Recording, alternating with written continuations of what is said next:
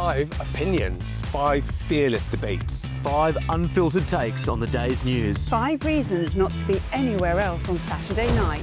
This is the Saturday 5. You got me good there. Britain's biggest Saturday night TV show. It's not a bad brand. Yeah. Uncensored. Very, very racist tonight on the unpredictable. What did she say? Can you translate it for us? And always entertaining. And how can a country go from being led by William Wallace Saturday nights from 6 p.m. only on GB News. The People's Channel. Britain's news channel. You're going to want to stay tuned, trust me.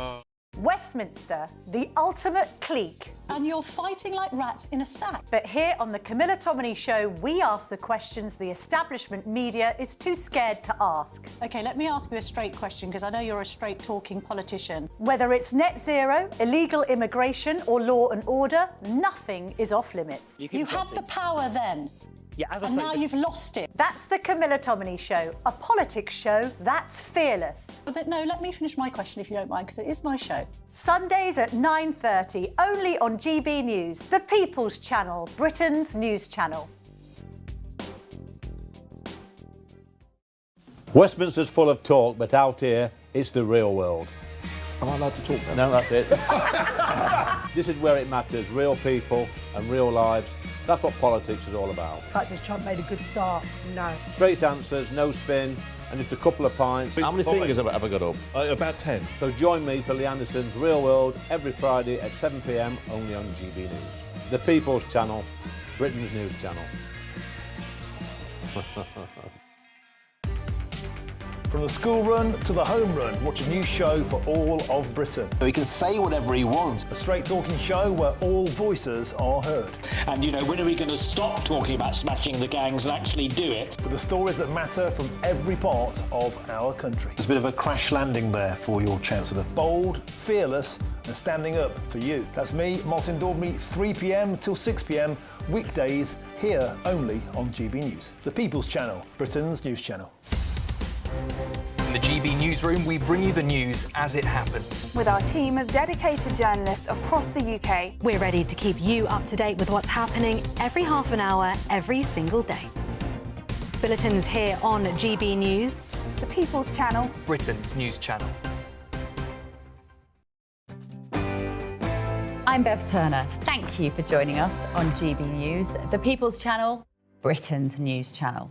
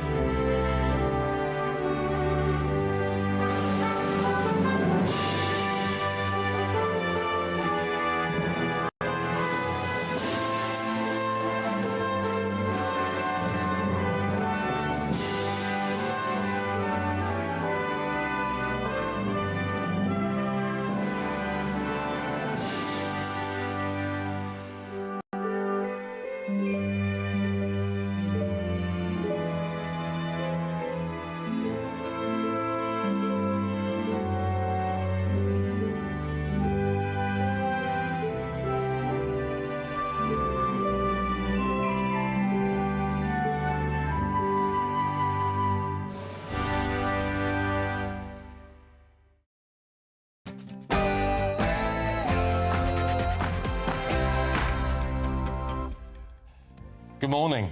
Angela Rayner tells allies she's ready to strike. As the embattled Prime Minister fights for his political life. I am sorry. Sorry for what was done to you. Sorry that so many people with power failed you. Sorry for having believed Mandelson's lies and appointed him.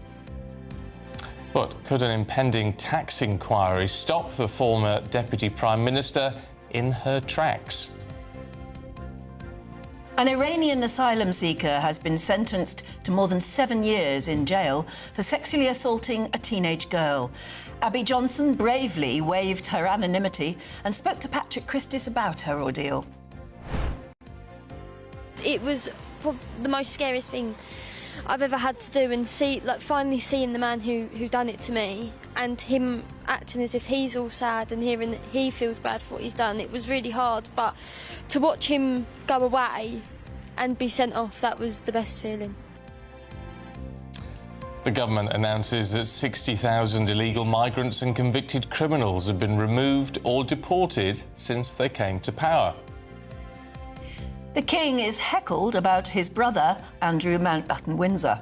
The Epstein investigation. Thank you so much.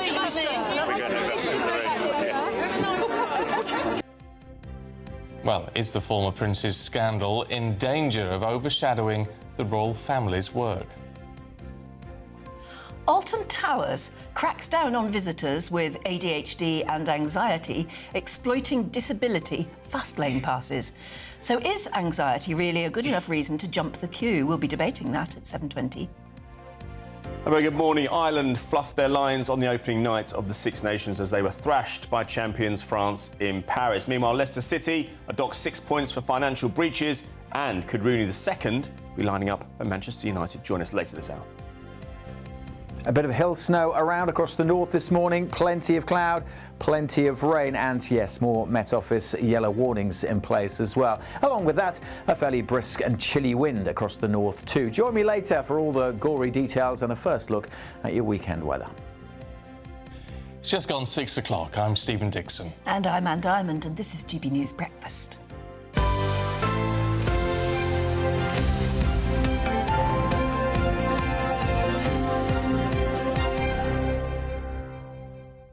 I feel pretty annoyed about this anxiety story at Alton Towers. Well, I know that the stories that they're cracking down on, but the fact that people who sort of claim to have anxiety can get, in effect, disability passes and jump the queue, which I know some people have crippling anxiety, but then I can't imagine they're actually going to Alton Towers. No, exactly. Yeah. What are they doing in the queue for a ride? You are anxious going on a big ride. I went on the Wild Wadi water park in Dubai. Have you heard of it? No. Back in 2008, I want to bring you all the way back there, and I climbed all the way to the top in the queue. I got to the top and I just bottled it. Yeah. Absolutely terrified, and went back down and walked down the steps past hundreds of people. Shame. Walk of shame. In fact, two people who were a lot younger than me. Yeah. Embarrassment. I just think it's... I mean, the whole point of these things is to feel anxious and scared. Yeah. I mean, that's the thrill of it, isn't it? So why would... Just the idea that you would jump the queue while other people are queuing for hours. Yes, and that it used to happen when I used to take my kids to Disney. You'd be standing in the queue, and you knew you were going to be about an hour in the queue. Yeah. You're trying to keep the kids happy and all the rest of it. And then people with clearly. They were on those Motability scooter things because they were so enormously obese. Yeah. Now, that is again, a crippling disorder. It can be for some. But it's very annoying when you're standing there waiting in a queue and you just see these people go past and they are enormous and they take their entire family with them because one member of the family is sitting on one of these... electric vehicles, they just go straight past you, and you could hear people in the queue getting really upset about it. Did you heckle them, then? No, I didn't heckle. I wouldn't do that, and I wouldn't teach my kids to. But I can see that other people in the queue were getting seriously annoyed by it. I mean, I can see some exceptions. I mean, for people who are unable just to wait, physical difficulties, I can understand that. But something like this. Just because they claim to be anxious. Well, that's the point. Do they carry some sort of doctor's certificate saying that, or is it up to the person who's managing the queue to decide whether or not they believe them? I imagine it's probably quite easy to be able to get a pass. It's a very difficult one, isn't it? I mean, I've been told I can get a pass for various things because I'm type 1 diabetic. Tell me more. Yeah, well, but it's like it's called something like a daisy pass or something. Right. You can wear it at airports and you get taken straight through to. But why? I don't see why I would need it. Oh, sunflower, I'm told. Oh, right. But I mean, why would I actually need that? Why should I take priority over anybody else? Perfectly capable of waiting as everybody else is. So I don't get it. Anyway. You might know more than us, and if you're a friend of GB News, which you can join for free, you can vote on today's poll, which is, should people with anxiety be allowed to jump the queue? And you can go to gbnews.com/youdecide or scan the QR code on the screen now if you're watching on TV, and we are debating it about 7:20. Yeah. And it is a more complicated issue than, it is. than just black and white. But anyway, we'll let you vote. Now to, well, the way the story is moving on is that former Deputy Prime Minister Angela Rayner is apparently, reportedly, ready to launch her leadership campaign after, of course, the Prime Minister is in such hot water fighting for his premiership after the Lord Mandelson Yes, chaos. It's complicated, doesn't it? Well, Sir Keir Starmer issued an apology over his decision to appoint Peter Mandelson as Britain's ambassador to the United States, with the level of anger amongst MPs, including some of his own, palpable. Prime Minister, why was it that a man who had already twice resigned from government and, crucially, had a publicly known ongoing friendship with a convicted paedophile was appointed by you as ambassador to Washington? It has been known publicly for some time that they knew each other. That is precisely why those questions were asked. The answers given to those questions were intentionally intended to create the impression that Mandelson barely knew him. Sorry for having believed Mandelson's lies and appointed him. Well, Ms Rayner risks being stopped from challenging the Prime Minister over an unresolved, of course, still not resolved, investigation into her tax affairs. Yeah, and a 40-grand bill she hasn't paid yet. Let's talk to political commentator Duncan Barks and former Labour Special Advisor Paul Richards. Paul, let's start with you, because, I mean, this is exactly what the Prime Minister didn't want, isn't it? Because not only is he trying to deal with the actual fallout and the general pressure, but now the vultures are circling. Well, I mean, he's trying to get across an agenda of change for the country. He was in Hastings yesterday announcing a load of money for communities. Wes Streeting was on the media the day before with a 10-year national cancer plan. And all of these things are just not cutting through at all because people are just obsessed with Mandelson and with Starmer's own position. So it's a really difficult situation for the government to get out. And I mean, you're absolutely right. Labour MPs, I've been speaking to loads of those over the last 72 hours, are absolutely furious and they want answers from the inquiry. Only 2 have actually called for him to go, I should say. So there isn't a clamour for a leadership contest, not least because there isn't a clear candidate in the wings. You mentioned Angela Rayner, but I mean, there are 2 or 3 others that would probably fancy a go too. So I don't think it's going to lead to a leadership challenge anytime soon. But yes, there is enormous anger in the Labour Party. Yeah, I mean, the front page of the Daily Mail is saying that apparently Angela Rayner is briefing her friends that she is absolutely ready for the fight, as it were, ready to get started. Although apparently her team, it's nice to have a team she must have with her, are denying that. They say they don't recognise that at all. Duncan Barts, I mean, wouldn't you be foolish to want to take on the Labour leadership at the moment? Yeah, but I mean, Angela Rayner has never kept it a secret that she is remarkably ambitious. She also is, in many ways, the darling of the left of the Labour Party, and she has significant union backing. I mean, the Mail today talks about her amassing a £1 million war chest. There are people who would love to see Angela Rayner in Downing Street. She's got the backing of many of the unions, and I mean, Keir Starmer is in a weak position at the moment because the new leaders of Unite and Unison are not Starmer fans. They're more likely to be Rayner fans, so that puts her in a really significant position. But the question mark over Angela Rayner at the moment, as is demonstrated in some of the front pages this morning, is this unresolved issue of her getting a little bit confused about stamp duty.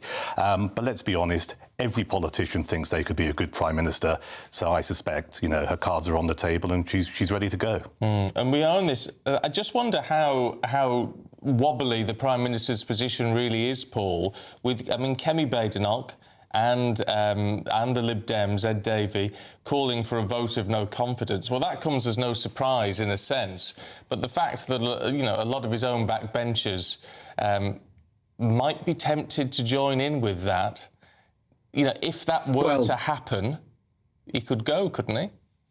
I mean, first of all, you know, it is true to say that she's on manoeuvres, but so are 3 or 4 others. And Tony Blair used to say there's nothing ignoble about wanting to be Prime Minister. You know, if you've been the Deputy Prime Minister, nothing wrong with that. But, you know, it's all about timing and whether you have the support. I don't think Angela Rayner right now has got a sort of big spread of support like Gordon had when he was trying to get rid of Tony Blair. You know, there isn't an obvious person in the wings waiting. And she has this, as you say, question mark over her unpaid HMRC bill, which, you know, this time of year we're all thinking about, aren't we? But hers is rather larger and a bit more significant. So there is that as well. And there are other candidates. Shabana Mahmood is doing really well at the Home Office, where Streeting is obviously, you know, would fancy a go at it at some point, maybe a candidate from the left.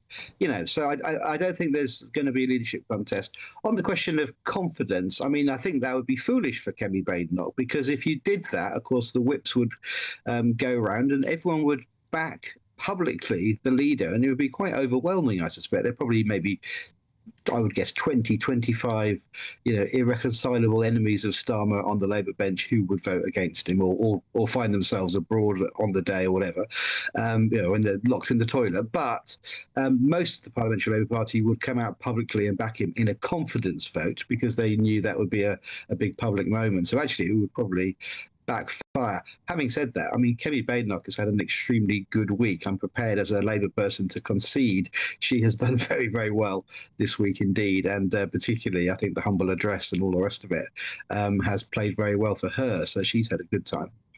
Do you think, Duncan, do you think there's any credence in the rumours that there's a delegation of women MPs, for some reason women MPs, who are going to lobby Keir Starmer over the next few days and tell him to resign? Possibly. I mean, that's the story on the front page of the Eye, isn't it? Talking about this all-female delegation. And I think that the thinking behind it is, given the nature of this particular scandal and Jeffrey Epstein and what he was convicted of, that's why it's women MPs going to Starmer going, listen, you need to acknowledge what's going on here. I mean, it's very difficult to know if that's particularly true.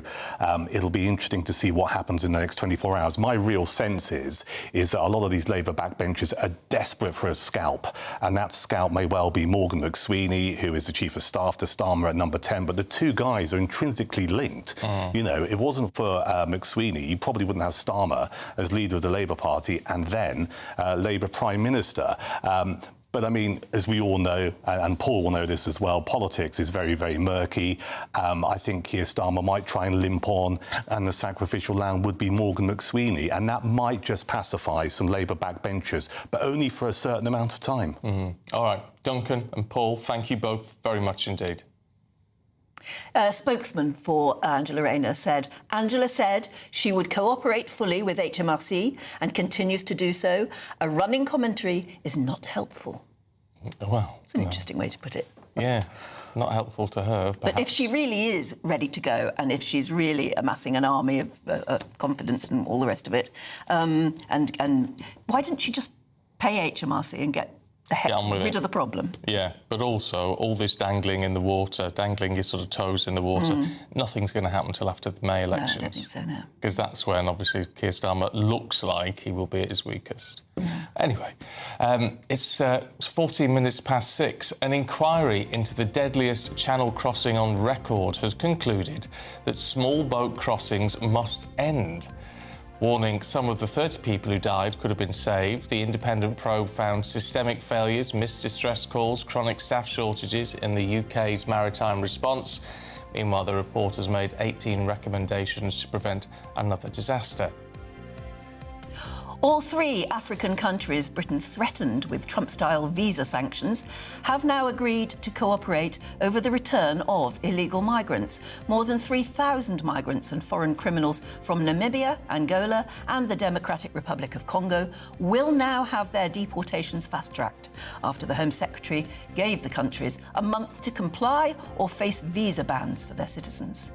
Prince and Princess of Wales had their first official meeting yesterday with the new Archbishop of Canterbury, Sarah Mullally. The meeting at Lambeth Palace comes after it was announced Prince William will represent the King at the Archbishop's installation next month. And a new review has found that cholesterol-lowering drugs called statins, used by millions, are far safer than previously thought. And those behind the report are now calling for guidance on the drugs to reflect this in order not to put people off using what they call life-saving pills.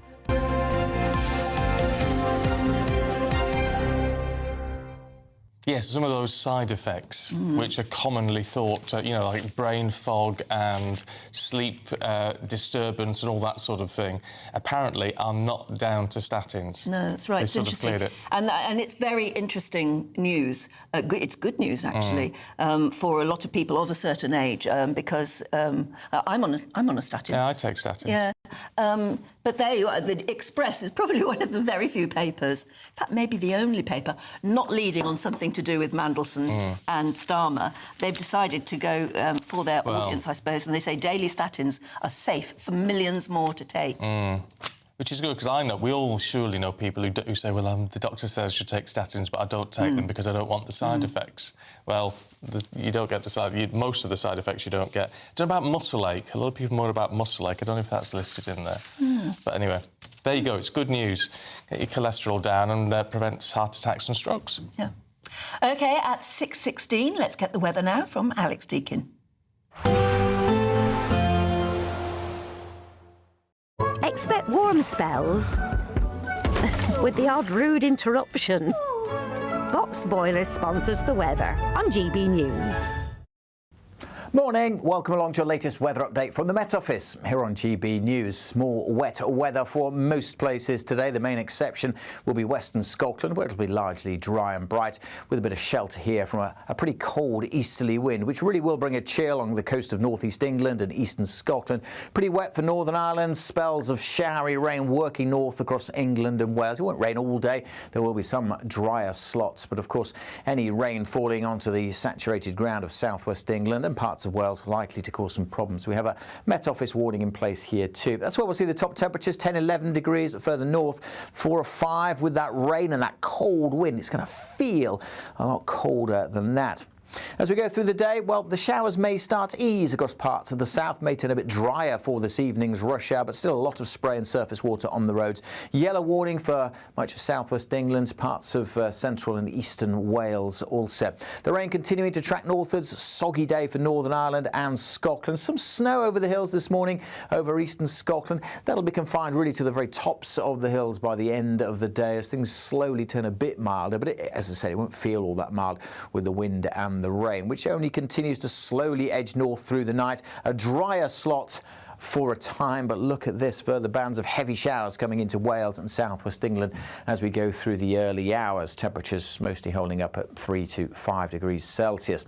Into the weekend, and so, well, it's looking showery, perhaps not quite as wet as it has been through the week, but still there will be some showers around, and where we continue to see downpours over saturated ground. So for Wales, southwest England and Northern Ireland, that continues to bring the risk of further flooding. Parts of eastern England may have a largely dry day on Saturday, and again with some shelter. Western Scotland's doing all right, may see some sunny spells here, but otherwise cloudy. Temperatures just ticking up a little bit this weekend. Goodbye. Expect warm spells with the odd rude interruption. Box Boiler sponsors the weather on GB News. Do stay with us because still to come. I have nothing to be ashamed about. I can't change what happened to me whatsoever. But if I can just do a little bit to save someone else from going through what I went through, then I will do that. That was Abby Johnson, who bravely waived her right to anonymity after she was sexually assaulted by a migrant. We'll hear her powerful story next.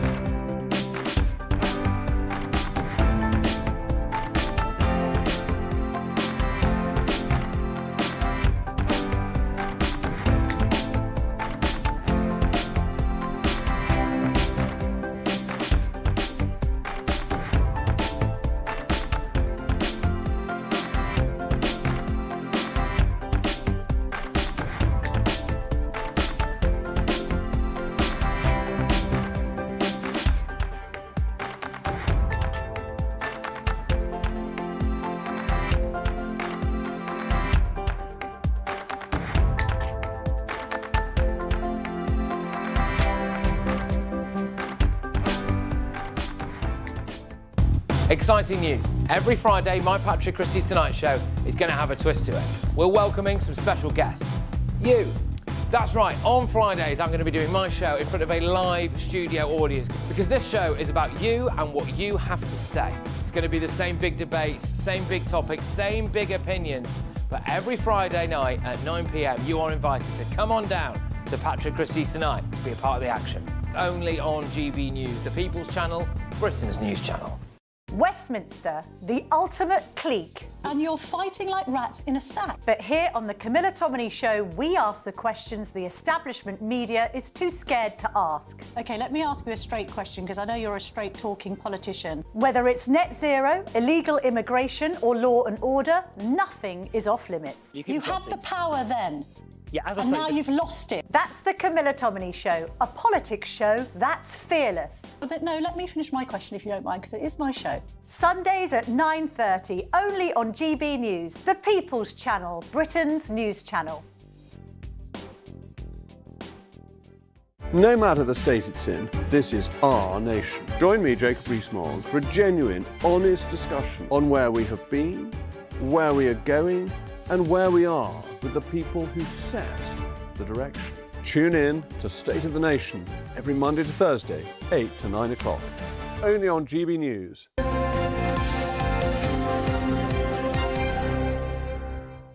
It is 6:23. Now, an Iranian illegal migrant has been sentenced to 7.5 years in jail for sexually assaulting a teenager, and she's Abby Johnson.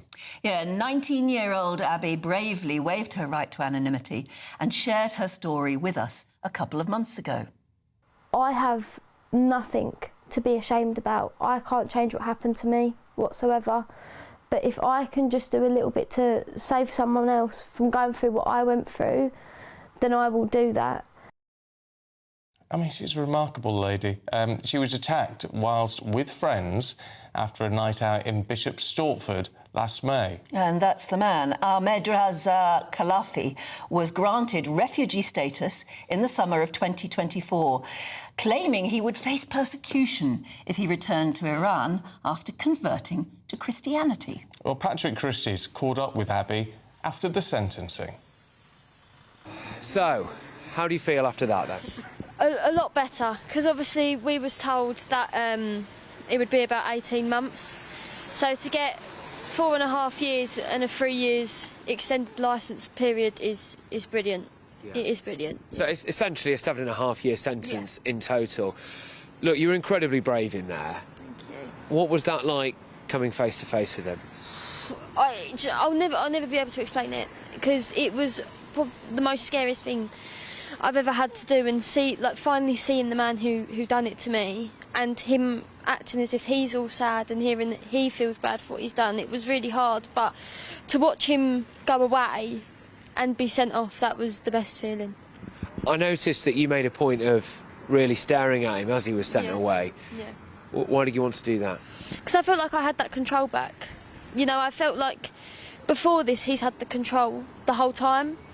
But being able to go out there and say my piece, and I've done everything to get him sent away, and I got him sent away for a lot longer than what I thought he was going to be. To watch him walk down all sad and all that acting was a very powerful feeling for me. Now, I know today was very difficult for you because I think you saw the CCTV footage for the first time. I decided not to watch it because I knew that would be way too hard for me to watch it, but everyone else watched it. And it just kind of, in that CCTV, it kind of confirmed everything that we believed. So I'm glad they were able to watch it. One of the things that stood out for me was that the judge was not buying any of his excuses. Yeah. He raised serious question marks about whether or not he'd been granted refugee status. He actually said he didn't really believe him when he said he didn't understand the cultural norms between men and women in this country. How did you feel about the way that the judge handled it in there today?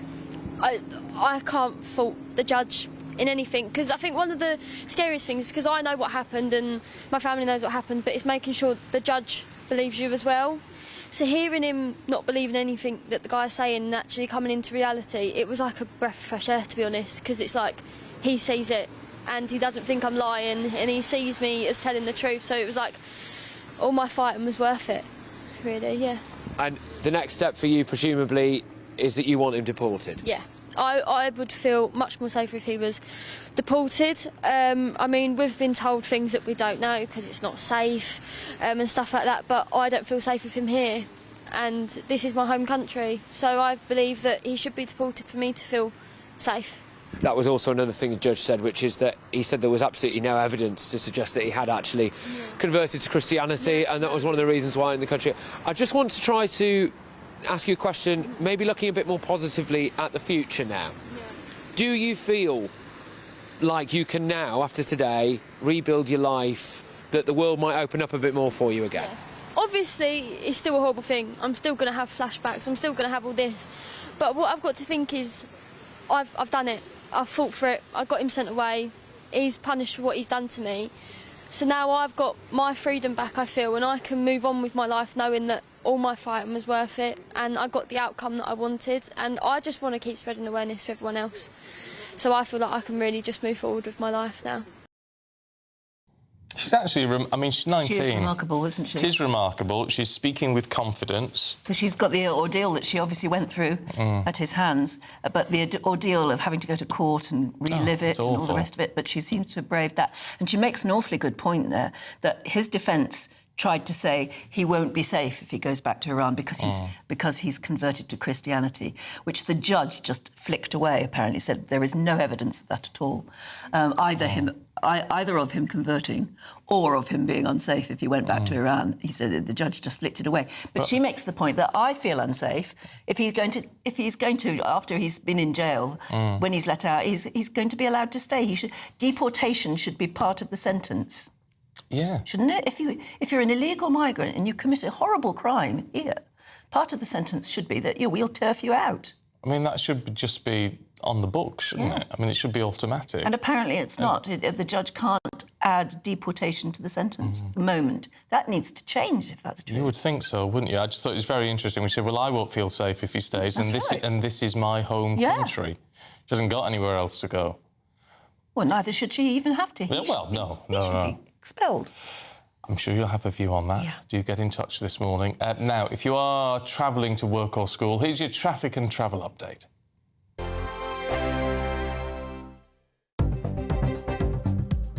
Good morning. This is the latest AI travel news from gbnews.com. The M8 is closed westbound at junction 16 because of overnight roadworks, so please follow the signed diversion. On the A55 at Britannia Bridge, a 30 miles per hour speed limit is in place in both directions until further notice. In Warwickshire, the A5 southbound between the M42 and the A444 is shut due to a road traffic collision, with all lanes remaining closed. Meanwhile, Avanti West Coast reports train disruption between London Euston and Watford Junction, and Great Western Railway is experiencing issues on some routes. For more travel news, go to gbnews.com.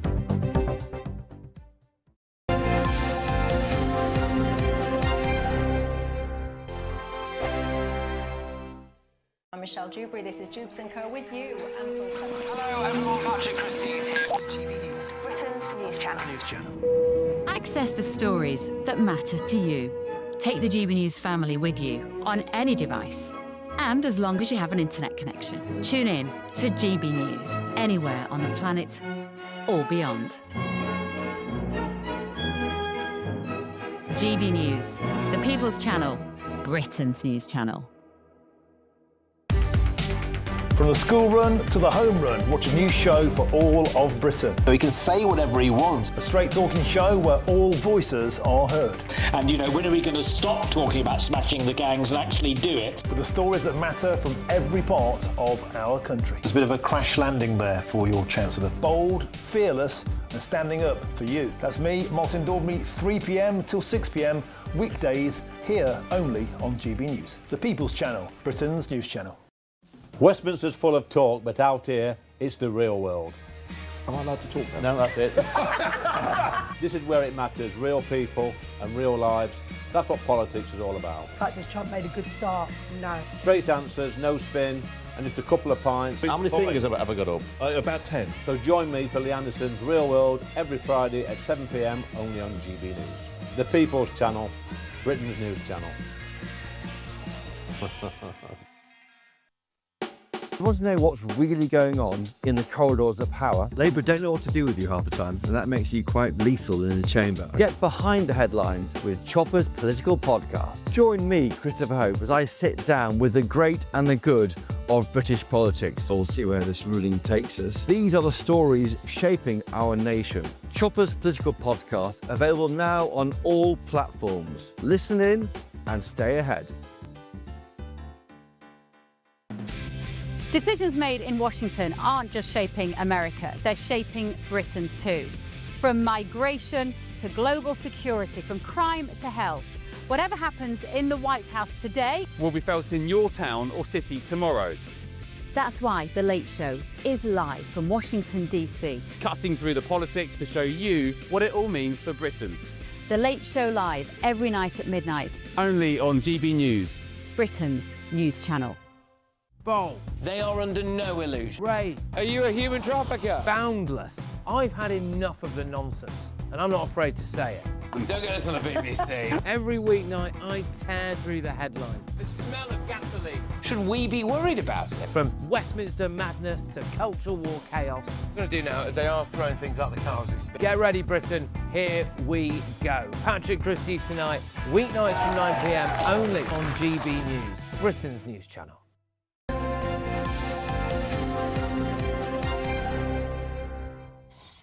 6:33. 6:33. A very good morning to you. Good morning. Yeah, just trying to get my teeth in. Time for a brand new Great British giveaway. £10,000 for a luxury holiday and 30 grand in tax-free cash. Hayley will tell you more.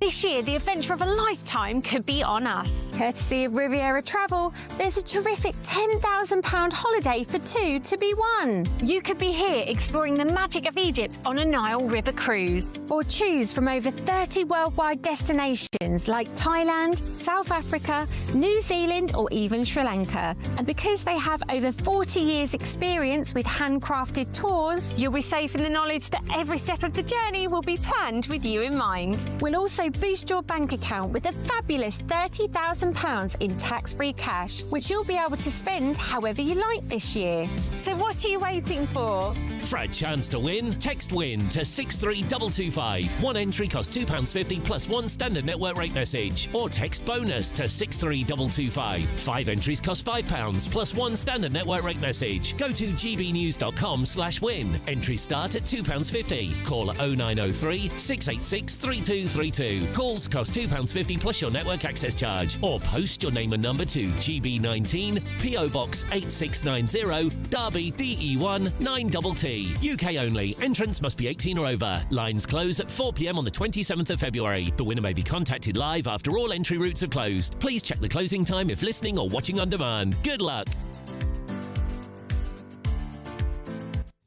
Oh, it's a holiday for two, Anne. Yeah. We could go. Yeah, we could. Fancy it? Yeah, well, yeah, I do. You know me, You love a got me holiday. thinking of a holiday already. Yeah, all right. Let's see what Aidan's got for us this morning. Good morning. A very good morning to you both. Can we start with the rugby? Oh, yeah, go on. Yeah. Six Nations, it's underway, an annual event, extravaganza, really. But we started a night earlier last night. France hosted Ireland in Paris. Now, these are, for my money, should be the two best sides in the tournament. But there was a world of difference between the two teams on the night. France led 22-0 at half-time, and they ended up winning by 36-14, even though there was an Irish revival of sorts in the second half. Now, what I'd say is that Ireland are certainly at the crossroads of their development now. I said a couple of years ago that if they can't get past the quarterfinals at the World Cup, they need to start to think long-term about where they go next, because they just can't seem to get past that. They can win Six Nations, they can win other events, but the World Cup, which is what it's all about, they just can't get past that at the moment. And they've suffered some injuries last night. There's a question of integrating new players. Johnny Sexton has retired, huge player for them for a number of years. But here's how Andy Farrell, their coach, reflected on last night's defeat. And how do you plan to regroup after a disappointing defeat like that? Well, we have to, don't we? Otherwise, the disappointment stands for absolutely zero. So we have to be honest with each other and say it as it is. Roll up to work on next week and make sure that this stands for something, and we need to use it not just individually but obviously collectively to make sure that we give a better showing of ourselves throughout the rest of this competition, obviously starting with Italy next week. So that's Andy Farrell there. I think what's important here is that he was, this time last year, Ireland did underperform slightly in the Six Nations last year, but he was away with the Lions because he was the coach of the Lions, so he wasn't actually with the squad. But yeah, we continue this weekend with lots of action. England v Wales tomorrow, Italy versus Scotland as well. OK. Can we talk Leicester City? Yes, they've been docked 6 points for financial breaches. This has been imposed by the EFL. Now, the rules are very clear.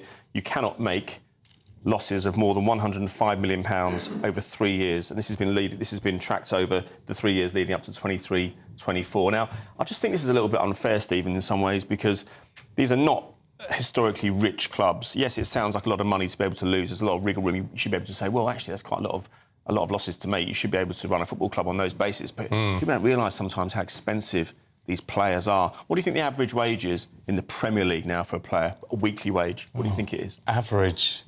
I don't know, it must be around 150,000 or something. No, 60 grand a week, but that's the average. That's not the top club. Oh, just 60 grand a week. Oh, that's peanuts. And wouldn't get out of bed for that. Leicester's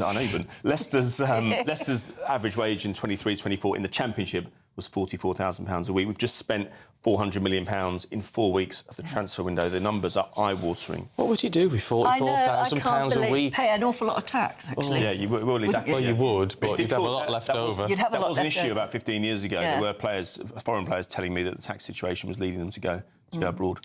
Oh, poor dears. Poor them. Yeah, exactly. But look, they've been docked 6 points. They've recently sacked their manager, and this is a club that won the Premier League 10 years ago. It seems to be falling apart a little bit. It puts them above the bottom three, but they're going to have a real decent season now, decent run into the end of the season to try and survive. So let's hope they can pull away from that. Wayne Rooney as well, his son. His son Kai, who's 16. Yes.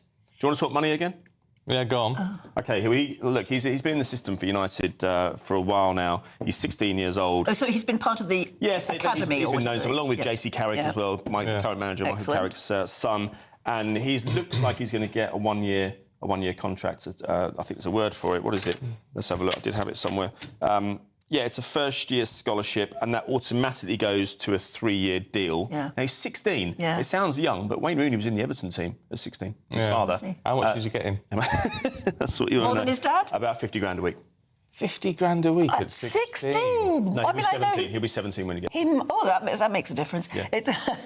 Yeah. Well... Let's see if he's any good. I mean, he must be good. Well, no, let's see if he's any good. I've been around the game for as long as I have. You see that sons of famous players do get preferential treatment, but when it comes down to it, they have to be good enough to play. So let's see how things play out. All right. Oh, good luck to him. If he's anywhere near as talented as his father, he'll do well. Got an interesting story about the Winter Olympics next time. Yes, Winter Olympics, yes. All right. Aidan, thank you. Yes, all right.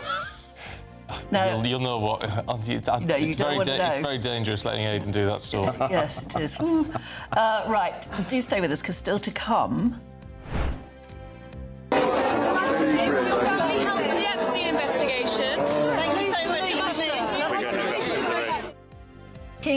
The King was heckled during a visit to Essex yesterday, and it was about his brother, Andrew Mountbatten Windsor. Could that controversy overshadow the royal family's work? Surely not. No, you wouldn't have thought so. And we'll have more on that with Nigel and Claire taking us through the papers in a moment. First, though, here's a European forecast. Ready to soak up that holiday sunshine? Won't we need some cover? No worries. All sorted. All Clear Travel Insurance sponsors GB News Travel Destinations Forecast.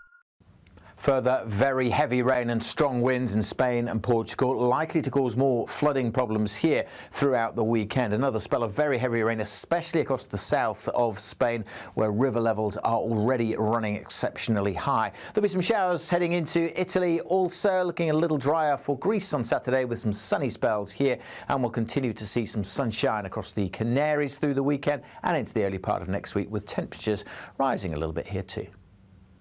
All Clear Travel Insurance sponsors GB News Travel Destinations Forecast.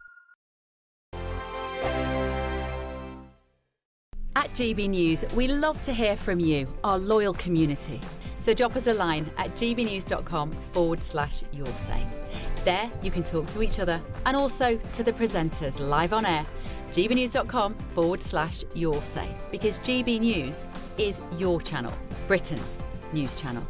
Every Sunday from 11, join Michael Portillo. There will be topical discussion, looking at the week before and the week to come. So kick back and relax at 11 a.m. on Sundays on GB News with me, Michael Portillo. GB News, the People's Channel, Britain's news channel.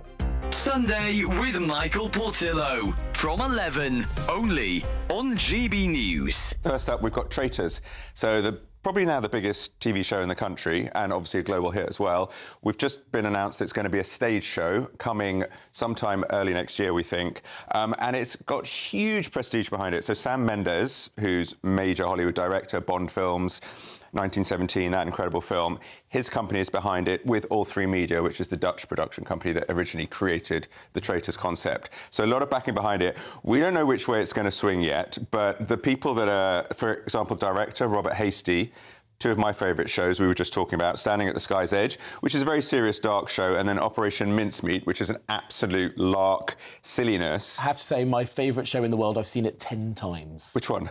Mincemeat. Oh, have you? Yes, on Broadway and the West End. Oh, I'm wonderful. absolutely obsessed by it. Yeah, it's incredible. So the talent behind all of this is really exciting. Whether we're going to have sort of jazz hands and key changes, I don't know. No cast yet. I would love to see Claudia actually breaking some moves, but I don't think we'll get anyone like that in it. It could be a bit of a comedy, is what you're suggesting. I think it's going to be veering towards the lighter side of it, highly entertaining. And they've promised, we keep getting twists every season. The one thing they have said is they will be following the format, but there will be surprises. So this one we're very much looking forward to. More news to come if you meet me up in the tower later.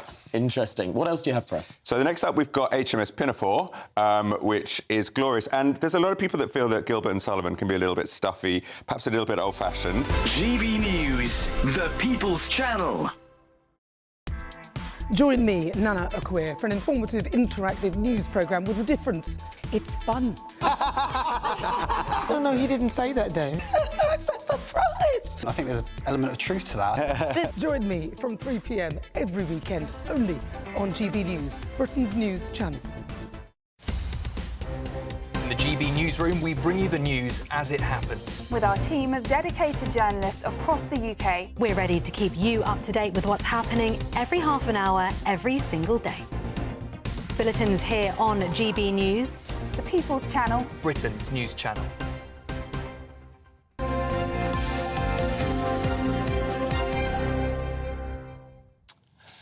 .44, time for the newspapers. Let's run you through the front pages to begin with.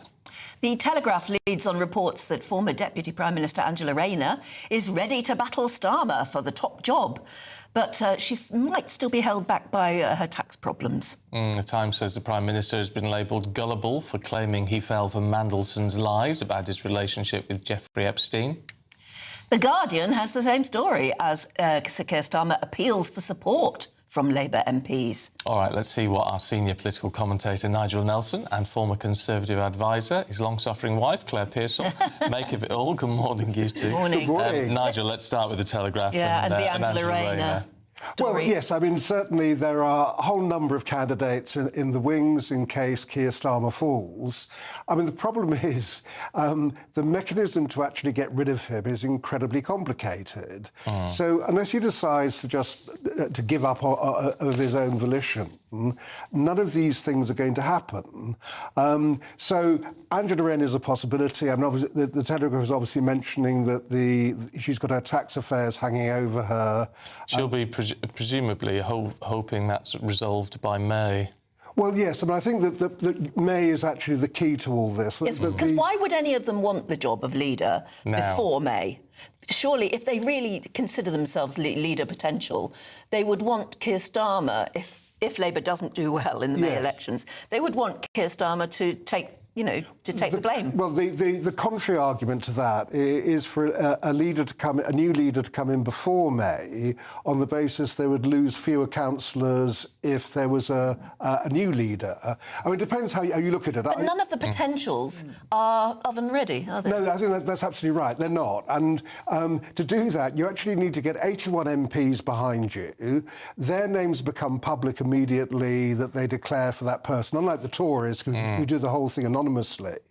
So once they've actually gone for a candidate, they have to stick with that candidate until the candidate drops out. So all those things make it really difficult to actually arrange a coup. And that's why I think that you're right there, that Keir Starmer will remain at least until May. If Labour do badly, he will remain after that. If they do really, really badly, he's in trouble. Claire? But I think the problem also with Angela Rayner, she may well appeal to some of the parliamentary party, but not to the majority of them, and that's what you're going to need to do. I mean, the tax difficulties that she is going through are quite substantial. We're not talking a few £100. This is tens of thousands. So I think people are looking at it going, OK, well, maybe in the future, but not now. And this is the problem when you have a large majority. You've got a large amount of people to get organised, and that's the one thing they're not at the moment. So many names will crop up, and people will say, yes, they're a good person, no, they're not.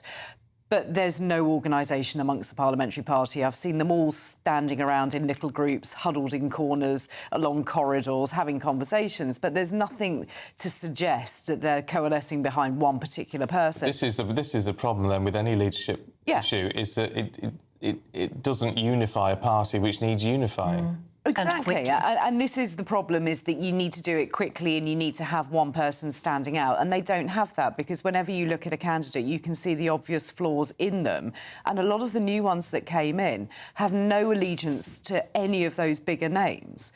They're new in 2024, they've got their own ideas, and I think that they would want a clean slate and not one of the establishment figures.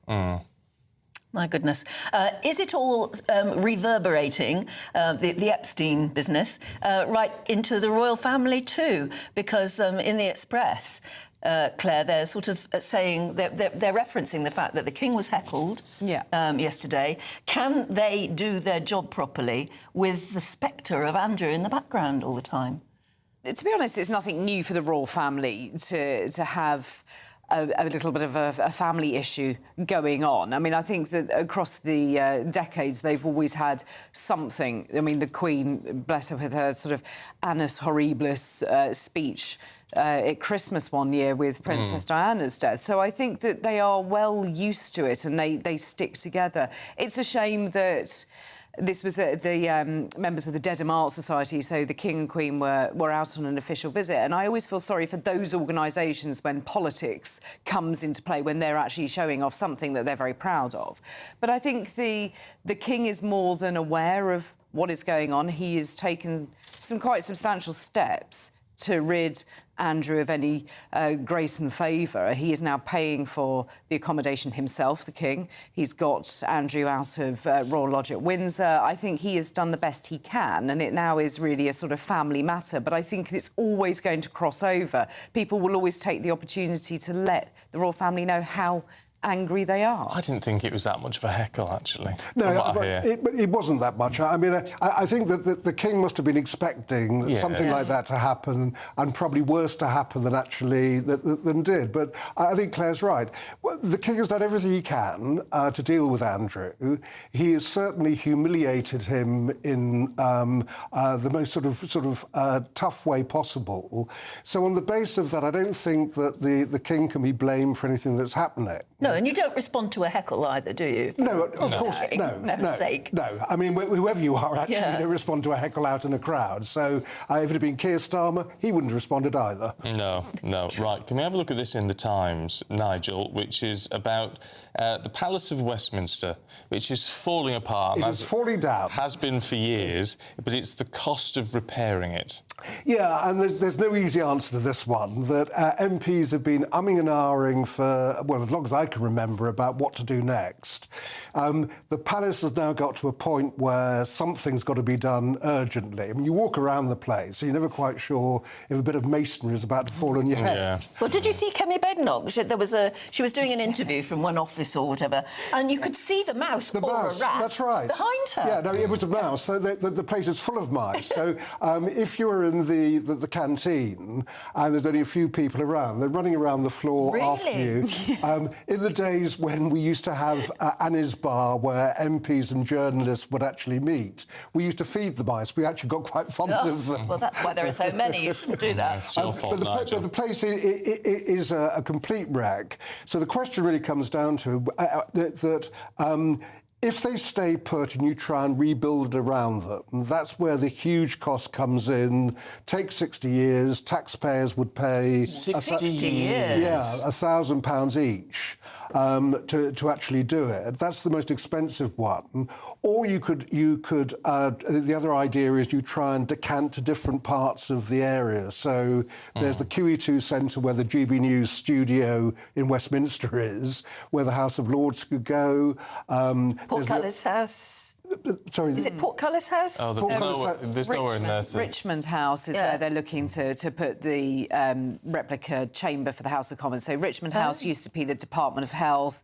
They moved out, and it's one of the only places that has a space large enough to have a chamber. Huge, isn't it? And a pub. It is. And a pub next door. Yeah. and a pub next door. But you see, why then? Because if they moved everybody out, it would still take anywhere between 19 and 24 years and cost more than 15 billion.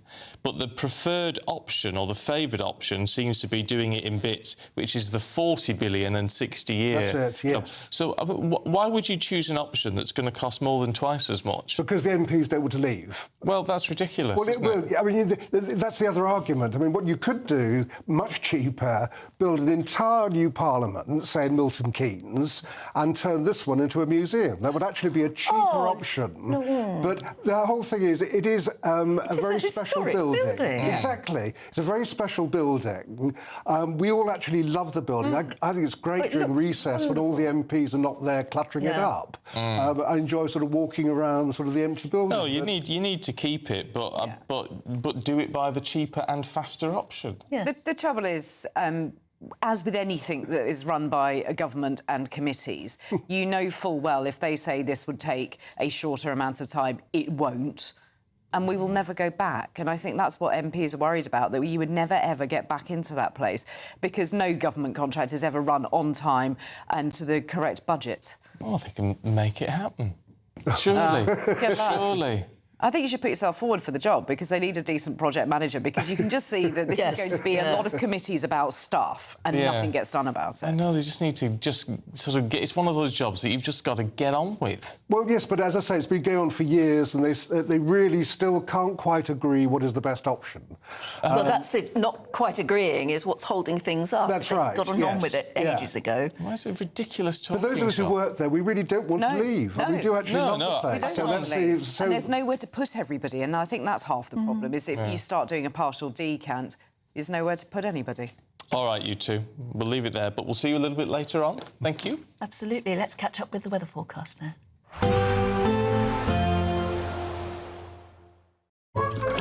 Warm and cosy, with a chance of zero visibility. Boxed Boiler sponsors the weather on GB News.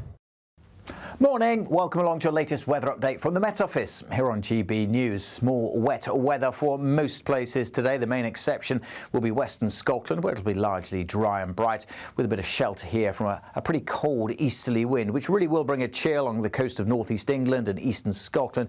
Pretty wet for Northern Ireland, spells of showery rain working north across England and Wales. It won't rain all day. There will be some drier slots, but of course any rain falling onto the saturated ground of southwest England and parts of Wales likely to cause some problems. We have a Met Office warning in place here too. That's where we'll see the top temperatures, 10-11 degrees, but further north 4 or 5 with that rain and that cold wind. It's going to feel a lot colder than that.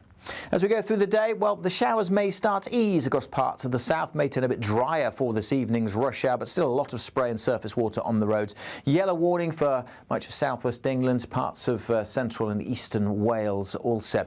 The rain continuing to track northwards, soggy day for Northern Ireland and Scotland. Some snow over the hills this morning over eastern Scotland. That'll be confined really to the very tops of the hills by the end of the day as things slowly turn a bit milder, but as I said, it won't feel all that mild with the wind and the rain, which only continues to slowly edge north through the night. A drier slot for a time, but look at this, further bands of heavy showers coming into Wales and southwest England as we go through the early hours. Temperatures mostly holding up at 3 to 5 degrees Celsius. Into the weekend, and so, well, it's looking showery, perhaps not quite as wet as it has been through the week, but still there will be some showers around, and where we continue to see downpours over saturated ground. So for Wales, southwest England and Northern Ireland, that continues to bring the risk of further flooding. Parts of eastern England may have a largely dry day on Saturday, and again with some shelter.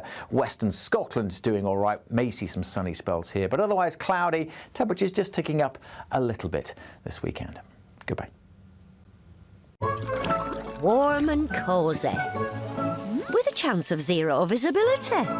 Boxed Boilers sponsors the weather on GB News. Thank you for making us Britain's #1 news channel. Together, we have built something truly extraordinary.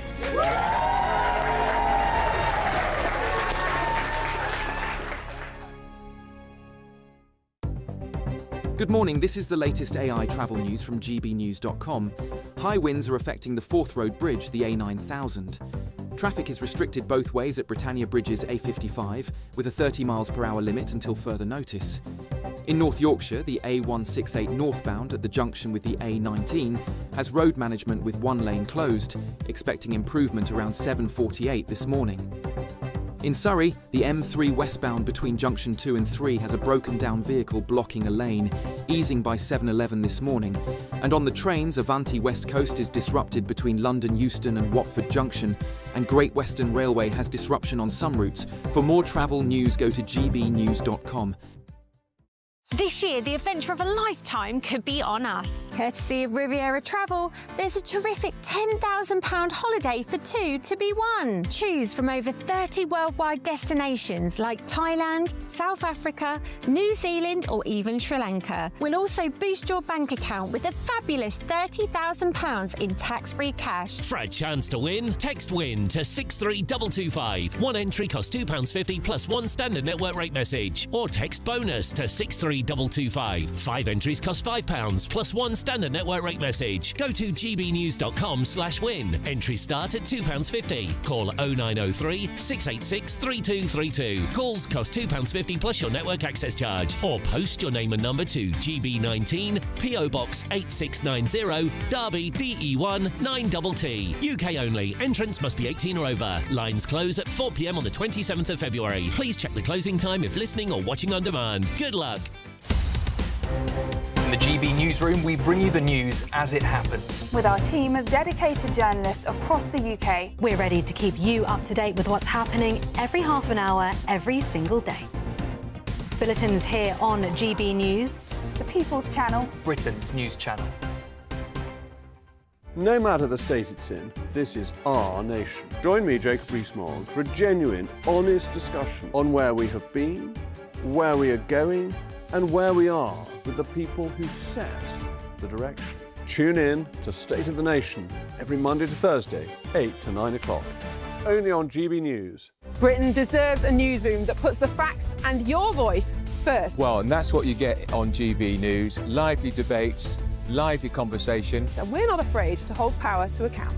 And each other. So join me, Andrew Pierce. And me, Miriam Gates, for Britain's Newsroom, weekdays from 9:30 on GB News.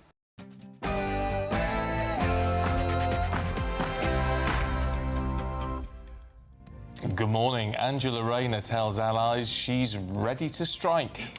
As the embattled Prime Minister fights for his political life. I am sorry. Sorry for what was done to you. Sorry that so many people with power failed you. But could an impending tax inquiry stop the former Deputy Prime Minister in her tracks? The government announces that 60,000 illegal migrants and convicted criminals have been removed or deported since they came to power. The US news anchor Savannah Guthrie has made another plea for her mother's safe return almost a week after the 84-year-old went missing. We need to know, without a doubt, that she is alive and that you have her. The King is heckled about his brother, Andrew Mountbatten Windsor. The Epstein investigation. Thank you so much for coming. Well, is the former prince's scandal in danger of overshadowing the royal family's work? And Alton Towers cracks down on visitors with ADHD and anxiety using disability fast lane passes. But is anxiety really a good enough reason to jump the queue? We'll be debating that shortly. A very good morning. Ireland fluffed their lines on the opening night of the Six Nations as they were thrashed by champions France in Paris. Meanwhile, Leicester City were docked 6 points for financial breaches. And could Rooney II be lining up for Manchester United? Join us later this hour. A bit of hill snow around across the north this morning, plenty of cloud, plenty of rain, and yes, more Met Office yellow warnings in place as well. Along with that, a fairly brisk and chilly wind across the north too. Join me later for all the gory details and a first look at your weekend weather. It's just gone 7 o'clock. I'm Stephen Dixon. And I'm Ann Diamond, and this is GB News Breakfast.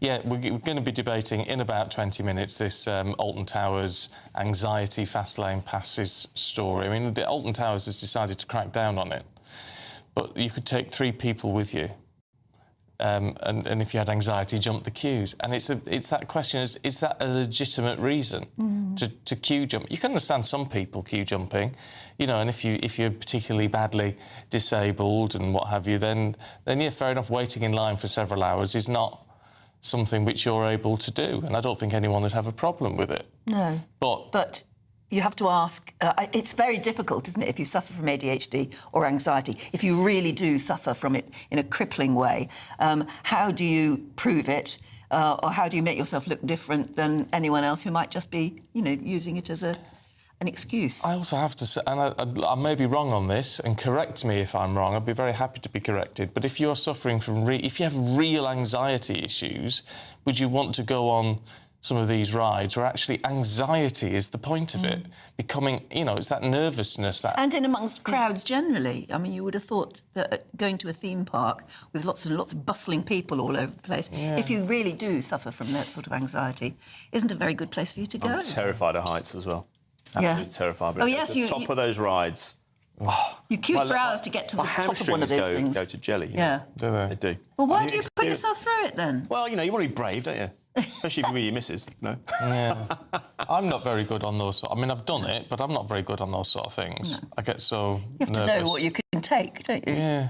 But anyway, it's as we said last hour, it's not black and white. There will be some nuance to this. However, we want your thoughts on it. And if you're a friend of GB News, you can take part in today's poll. You can become a friend for free. Don't cost you a penny. You can do it on the website. Today we're asking, should people with anxiety be allowed to jump the queue? Yeah, 7:20 is when we'll be debating that one. So if you want to vote, you just go to gbnews.com/you decide, or scan the QR code, which is up there on the screen right now. Now, our main news this morning, the former Deputy Prime Minister Angela Rayner reportedly is ready to launch a leadership campaign after the Prime Minister is fighting for his premiership. Yes, so Keir Starmer issued an apology over his decision to appoint Peter Mandelson as Britain's ambassador to the US, with the level of anger among the MPs palpable. Prime Minister, why was it that a man who had already twice resigned from government and, crucially, had a publicly known ongoing friendship with a convicted paedophile was appointed by you as ambassador to Washington? It has been known publicly for some time that they knew each other. That is precisely why those questions were asked. The answers given to those questions were intentionally intended to create the impression that Mandelson barely knew him. Sorry for having believed Mandelson's lies and appointed him. Yeah. However, Ms Rayner risks being stopped from challenging the Prime Minister because of her unresolved investigation into tax affairs. She still owes a lot of money. Well, joining us now, political commentator Duncan Barks and former Labour MP Stephen Pound. Stephen, I know that the newspapers are saying, because they're moving the story on a bit, and what they're saying is that Angela Rayner has told friends she's ready to go. Why would she want to go now? Well, she wouldn't, and you know, this is sort of a classic piece of sort of counter-spin. Look, the reality is the Labour Party doesn't throw its leaders under a bus. We've never done it, and we probably never will. There's no mechanism to actually dump the leader. And nothing would happen in any case until the elections in May. We've got these absolute crucial, United Kingdom-wide elections at the beginning of May. Nothing's going to happen between now and then. And as you quite rightly say, Anne, and there is an overhang here with Angela Rayner that has to be clarified. At the moment, if she did make a bid, there's no mechanism for her doing it. And don't forget, when Jeremy Corbyn was the leader of the Labour Party, we had a massive vote of confidence, which turned out to be a vote of no confidence. I think he got about half a dozen people voted for him. Made not a scrap of difference. And secondly, if it did happen, then can you imagine the field day that the press would have? So forget that. That's not going to happen. Right, well, that's an interesting point then, Duncan. If all this doesn't happen, but the fact it's being talked about is in itself extremely damaging and keeping the pressure on. Oh, massively damaging. I mean, I think most GB News viewers and listeners will take the position that I certainly take, which is that this is catastrophic for a Labour government that's just over 18 months into its term in office. I mean, it's absolutely staggering. It's interesting to hear what Stephen says regarding Angela Rayner. I think there are always going to be rumblings along these lines. Listen, she's an obvious person to try and have a tilt at the Labour leadership and become Prime Minister. Though, of course, if it came to a confidence vote, as has been previously discussed, the majority of Labour MPs would row in behind Sir Keir Starmer because they realise how damaging this would be if they actually lost their leader a year and a half into government. Well, Stephen, who do you think, then, is bubbling under? Who are the contenders that we should be scrutinising at the moment? Well, in many ways, you and Stephen are rather better informed than I am on this. I've been out of Parliament for a couple of years. Look, the reality is that if there was a vote of the Labour Party membership tomorrow, Ed Miliband would win, hands down, no question at all. At the moment, though, it's obviously people like Wes Streeting are very strongly in the frame. But look, let's just think for a second about Keir Starmer's situation. He's made a catastrophic error of judgment, but he's not broken the law. He's not done anything sinful or evil. And this is a man who's succeeded throughout his life. He's played in the National Youth Orchestra. He had a brilliant degree at Leeds. He became a King's Counsellor. He was superb in Northern Ireland. And for the first time in his life, he realises that he is not actually cutting the mustard. He's not actually winning the room. And it must be terrible. I mean, psychologically, can you imagine the pain for this man who's just basically, through his own efforts, with no silver spoon in his mouth, he's actually reached the very top of his profession. And now he's in the state where people are saying, that he's actually damaging the party. I don't think he is, but I think, you'd have to be completely inhuman and bloodless not to feel a shred of sympathy for this man who is actually facing this appalling situation. And as for the Labour Party leadership, to be fair, who the hell would want it right now? Well, I mean, that's a fair point. I'll tell you what I thought was interesting, Duncan, was Nigel Farage saying, I want Keir Starmer to stay in the job. Yeah, because it's good for everybody else. It would be great for Reform UK. I think there's going to be more on this story as time goes on. We know that Scotland Yard have contacted the FBI to get hold of the files, the unredacted copies of these files. Also, as part of the police investigation, there will be a call for ministers to share their emails and WhatsApp messages regarding any communication with Peter Mandelson, right? So that potentially there's a load more stuff that could come out, which is why if you're a Labour MP who has received Mandelson's support in the past, or possibly even a leadership contender, you're probably thinking, I wonder what's in my WhatsApps that I sent that I've forgotten about, or my emails. And I suspect the sound of delete, delete, delete is echoing across the whole of SW1 at the moment. I think there's more on this. Do you reckon, Stephen, that actually the Labour Party party can survive this, the government can survive this, because as Duncan rightly says, it's going to get worse before it gets better. Well, we don't know that. I mean, there's a few green shoots appearing. But look, Peter Mandelson never actually had a group around him. He was never one for the tea room. You never saw him down in the bar. You never saw him surrounded by people like as Neil Kinnock did, as Tony Blair did. You never ever saw that. So I'm not entirely sure that we're in the situation of the famous poem, "They flee from me who sometime did me seek." I don't think that's the particular case at the moment. But don't forget, something like Peter Mandelson was a very, very shrewd operator. In the short time he was in New York, he did extremely well. But I have to say, don't forget a Prime Minister recently who actually invited Jimmy Savile to number 10 Downing Street, who recommended him for a knighthood, who had Christmas Day with him in Chequers. And if people like him can fool Margaret Thatcher, you can understand how people like Mandelson can fool virtually everybody else. These people who are so clever and so cunning, and so, in some ways, let's face it, so self-deluded and devious, they can fool anybody. I suspect that they might even fool your panel today. Should we feel sorry for Wes Streeting?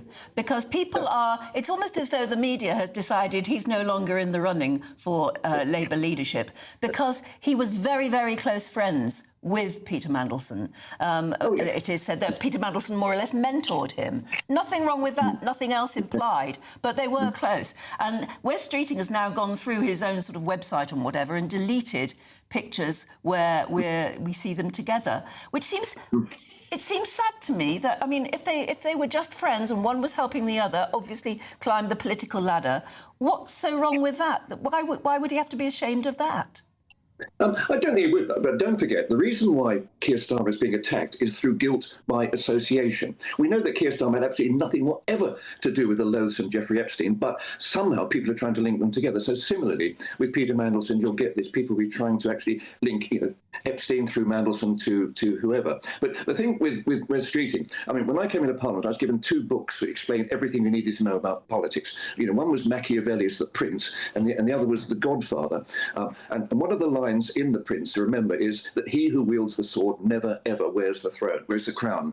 And so at the moment, Wes Streeting is in the worst position in the world because he's the front runner. And therefore, he knows that he will not actually become the leader. I think if we're talking to the blue sky stuff here, but if Labour get absolutely mullered in May, then quite clearly Keir Starmer will consider his personal position, but it'll be his decision, not the media's decision. And if at the time of the next general election, 2029, we haven't had this great recovery that I profoundly hope and pray for, and there is a leadership change, then it'll be all bets will be off. But unfortunately, Wes Streeting by then, he's got a highly, highly marginal seat. Hopefully his NHS reforms will have actually borne fruit. But who knows? There may be somebody that we don't even know who they are. People like Mike Tapp, some of the new people who've come in, who could suddenly emerge in the next couple of years. But it's a bit of a psychodrama, and isn't it a terrible distraction when this country is in an existential crisis in many ways, particularly in terms of the global warfare and the post-NATO situation, and we're obsessing with this minutiae, this gossip column stuff. I'm sorry, Keir Starmer is innocent, Peter Mandelson is cunning and devious, and the Labour Party is here till 2029. Final thought, Duncan, on that? Well, this is not gossip or tittle-tattle, is it? It brings into question the judgment of Sir Keir Starmer, Labour leader and Labour Prime Minister. So the idea that this is a bit of tittle-tattle that will be gone tomorrow is frankly for the birds. This is all about the judgment of our Prime Minister over a man who in the past had to leave government twice. All right, Duncan, Stephen, good to see you both. Thank you. Well, Lord Mandelson has previously denied wrongdoing related to Epstein, saying, "I was never culpable or complicit in his crimes. Like everyone else, I learned the actual truth about him after his death." He also said he relied on assurances of his innocence that turned out later to be horrendously false. Well, you can make your own mind up about that, can't you? Now, the King has been heckled about Andrew's links to Jeffrey Epstein while on a visit to Dedham near Colchester. Yeah, His Majesty and Queen Camilla were there to meet local community heroes and show their support for the local pub, just days after King Charles had exiled his brother to Sandringham. Our royal correspondent Cameron Walker was with him.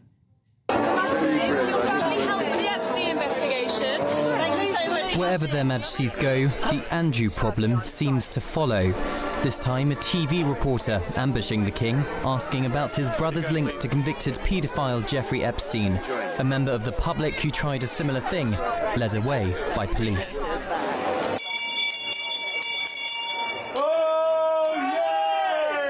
But for locals in the village of Dedham on the Suffolk-Essex border, they showed their support for the king. Everybody has families that have issues and things, and I think you try and put it to one side for today. It's not fair to the king, really. I think that shouldn't be an issue whatsoever. It's not his fault. No one's thinking about that. We're just really excited that they're here. I'm so sorry about this. It's a nightmare. Their Majesties wanted to champion the best of British communities, celebrating local heroes and support small independent businesses.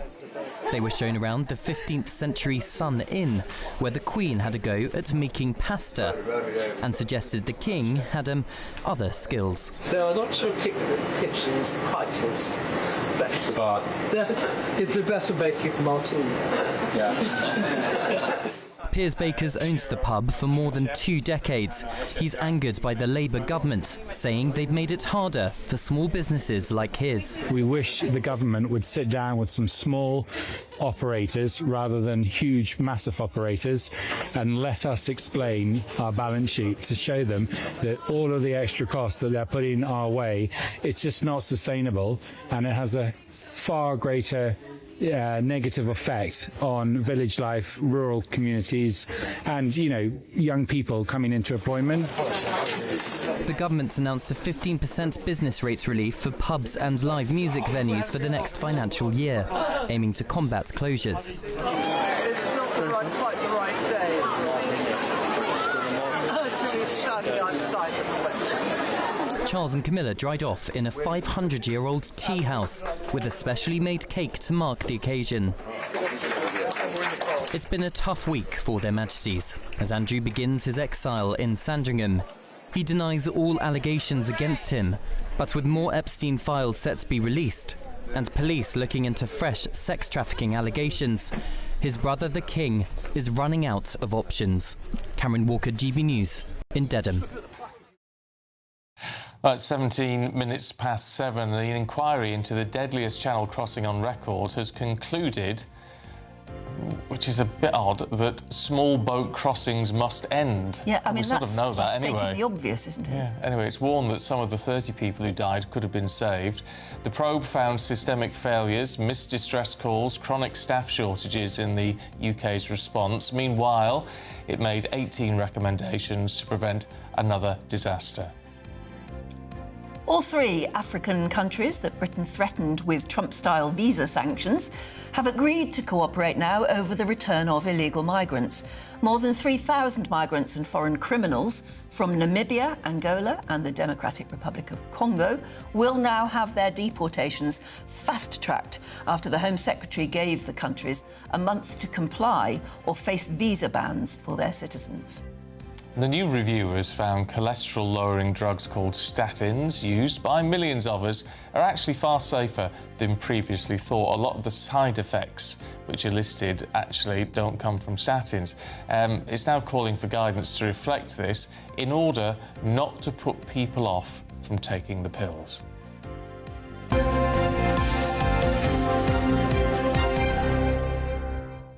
I mean, it's interesting that inquest into that terrible disaster where all of those people died on a small boat trying to get across the channel.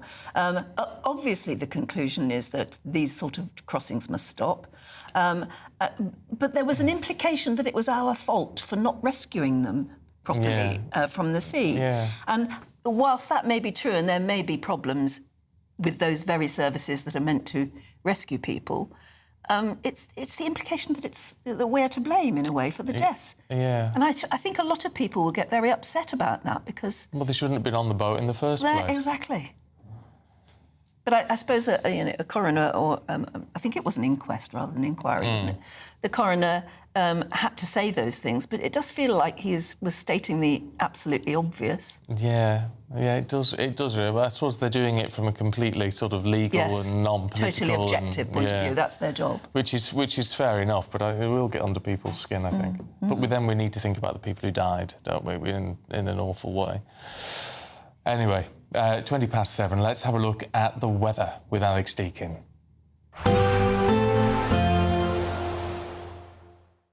Expect warm spells with the odd rude interruption. Box Boilers sponsors the weather on GB News. Morning, welcome along to your latest weather update from the Met Office here on GB News. More wet weather for most places today. The main exception will be Western Scotland, where it'll be largely dry and bright, with a bit of shelter here from a pretty cold easterly wind, which really will bring a chill along the coast of northeast England and eastern Scotland.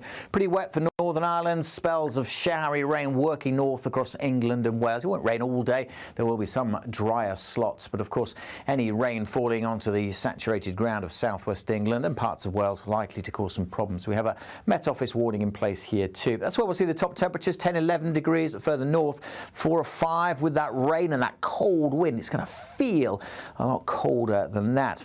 As we go through the day, well, the showers may start to ease across parts of the south, may turn a bit drier for this evening's rush hour, but still a lot of spray and surface water on the roads. Yellow warning for much of southwest England, parts of central and eastern Wales also. The rain continuing to track northwards, soggy day for Northern Ireland and Scotland. Some snow over the hills this morning over eastern Scotland. That'll be confined really to the very tops of the hills by the end of the day as things slowly turn a bit milder, but as I say, it won't feel all that mild with the wind and the rain, which only continues to slowly edge north through the night. A drier slot for a time, but look at this, further bands of heavy showers coming into Wales and southwest England as we go through the early hours. Temperatures mostly holding up at 3 to 5 degrees Celsius. Into the weekend, and so, well, it's looking showery, perhaps not quite as wet as it has been through the week, but still there will be some showers around, and where we continue to see downpours over saturated ground. So for Wales, southwest England and Northern Ireland, that continues to bring the risk of further flooding. Parts of eastern England may have a largely dry day on Saturday, and again with some shelter. Western Scotland doing all right, may see some sunny spells here, but otherwise cloudy. Temperatures just ticking up a little bit this weekend. Goodbye. Expect warm spells with the odd rude interruption. Box Boilers sponsors the weather on GB News. Time for the Great British Giveaway now. Your chance to get summer sorted. Dream of a £10,000 luxury holiday for two and 30 grand in tax-free cash. Hayley will tell you more. This year, the adventure of a lifetime could be on us. Courtesy of Riviera Travel, there's a terrific £10,000 holiday for two to be won. You could be here exploring the magic of Egypt on a Nile River cruise. Or choose from over 30 worldwide destinations like Thailand, South Africa, New Zealand or even Sri Lanka. And because they have over 40 years experience with handcrafted tours, you'll be safe in the knowledge that every step of the journey will be planned with you in mind. We'll also boost your bank account with a fabulous £30,000 in tax-free cash, which you'll be able to spend however you like this year. So what are you waiting for? For a chance to win, text WIN to 63225. One entry costs £2.50 plus one standard network rate message. Or text BONUS to 63225. 5 entries cost £5 plus one standard network rate message. Go to gbnews.com/win. Entries start at £2.50. Call 0903 686 3232. Calls cost £2.50 plus your network access charge. Or post your name and number to GB19, PO Box 8690, Derby DE1 9TT. UK only. Entrance must be 18 or over. Lines close at 4 p.m. on the 27th of February. The winner may be contacted live after all entry routes have closed. Please check the closing time if listening or watching on demand. Good luck. Yeah, best of luck to you. Yes. What a lovely prize that would be. It would be very nice, wouldn't it? I'm dreaming already. Right, still to come. Should people with anxiety be allowed to skip queues? Can people with sore throats skip queues? That'd be nice. Well, you've got a sore throat still. Oh, yeah, so struggling today. No, don't skip the queue to get Never mind, yet. no. Anyway, I can't skip this script either. Is it really a good enough reason to get priority access in places like theme parks? We're going to debate it next.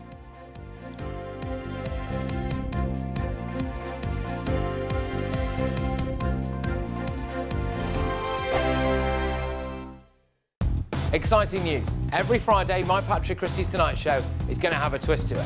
We're welcoming some special guests. You. That's right, on Fridays I'm going to be doing my show in front of a live studio audience because this show is about you and what you have to say. It's going to be the same big debates, same big topics, same big opinions. But every Friday night at 9 p.m, you are invited to come on down to Patrick Christie's Tonight to be a part of the action. Only on GB News, the People's Channel, Britain's news channel. Hi, I'm Michelle Dewberry and my show is your opportunity to cut through all the noise and dive in headfirst to some robust debates. Ideas clash. Situation, isn't it? No, because the failure is... You're deliberately avoiding my point. Nothing's held back. And if you think this is the end of it, wait for more. And we do not shy away from the difficult stuff. Sometimes I want to shake people and say, if only you understood. So join me on Jubes & Co weeknights at 6 p.m, only on GB News, Britain's news channel. You want to know what's really going on in the corridors of power? Labour don't know what to do with you half the time, and that makes you quite lethal in the chamber. Get behind the headlines with Chopper's Political Podcast. Join me, Christopher Hope, as I sit down with the great and the good of British politics. We'll see where this ruling takes us. These are the stories shaping our nation. Chopper's Political Podcast, available now on all platforms. Listen in and stay ahead. From the school run to the home run, watch a new show for all of Britain. He can say whatever he wants. A straight talking show where all voices are heard.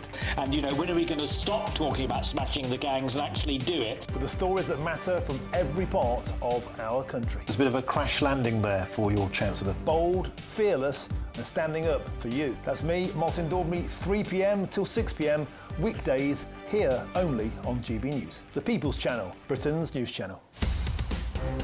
In the GB Newsroom, we bring you the news as it happens. With our team of dedicated journalists across the UK, we're ready to keep you up to date with what's happening every half an hour, every single day. Bulletins here on GB News. The People's Channel, Britain's news channel. No matter the state it's in, this is our nation. Join me, Jacob Rees-Mogg, for a genuine, honest discussion on where we have been, where we are going, and where we are with the people who set the direction. Tune in to State of the Nation every Monday to Thursday, 8 to 9 o'clock, only on GB News. Britain deserves a newsroom that puts the facts and your voice first. Well, and that's what you get on GB News. Lively debates, lively conversation. And we're not afraid to hold power to account. And each other. So join me, Andrew Pearce. And me, Miriam Cates, for Britain's Newsroom, weekdays from 9:30 on GB News.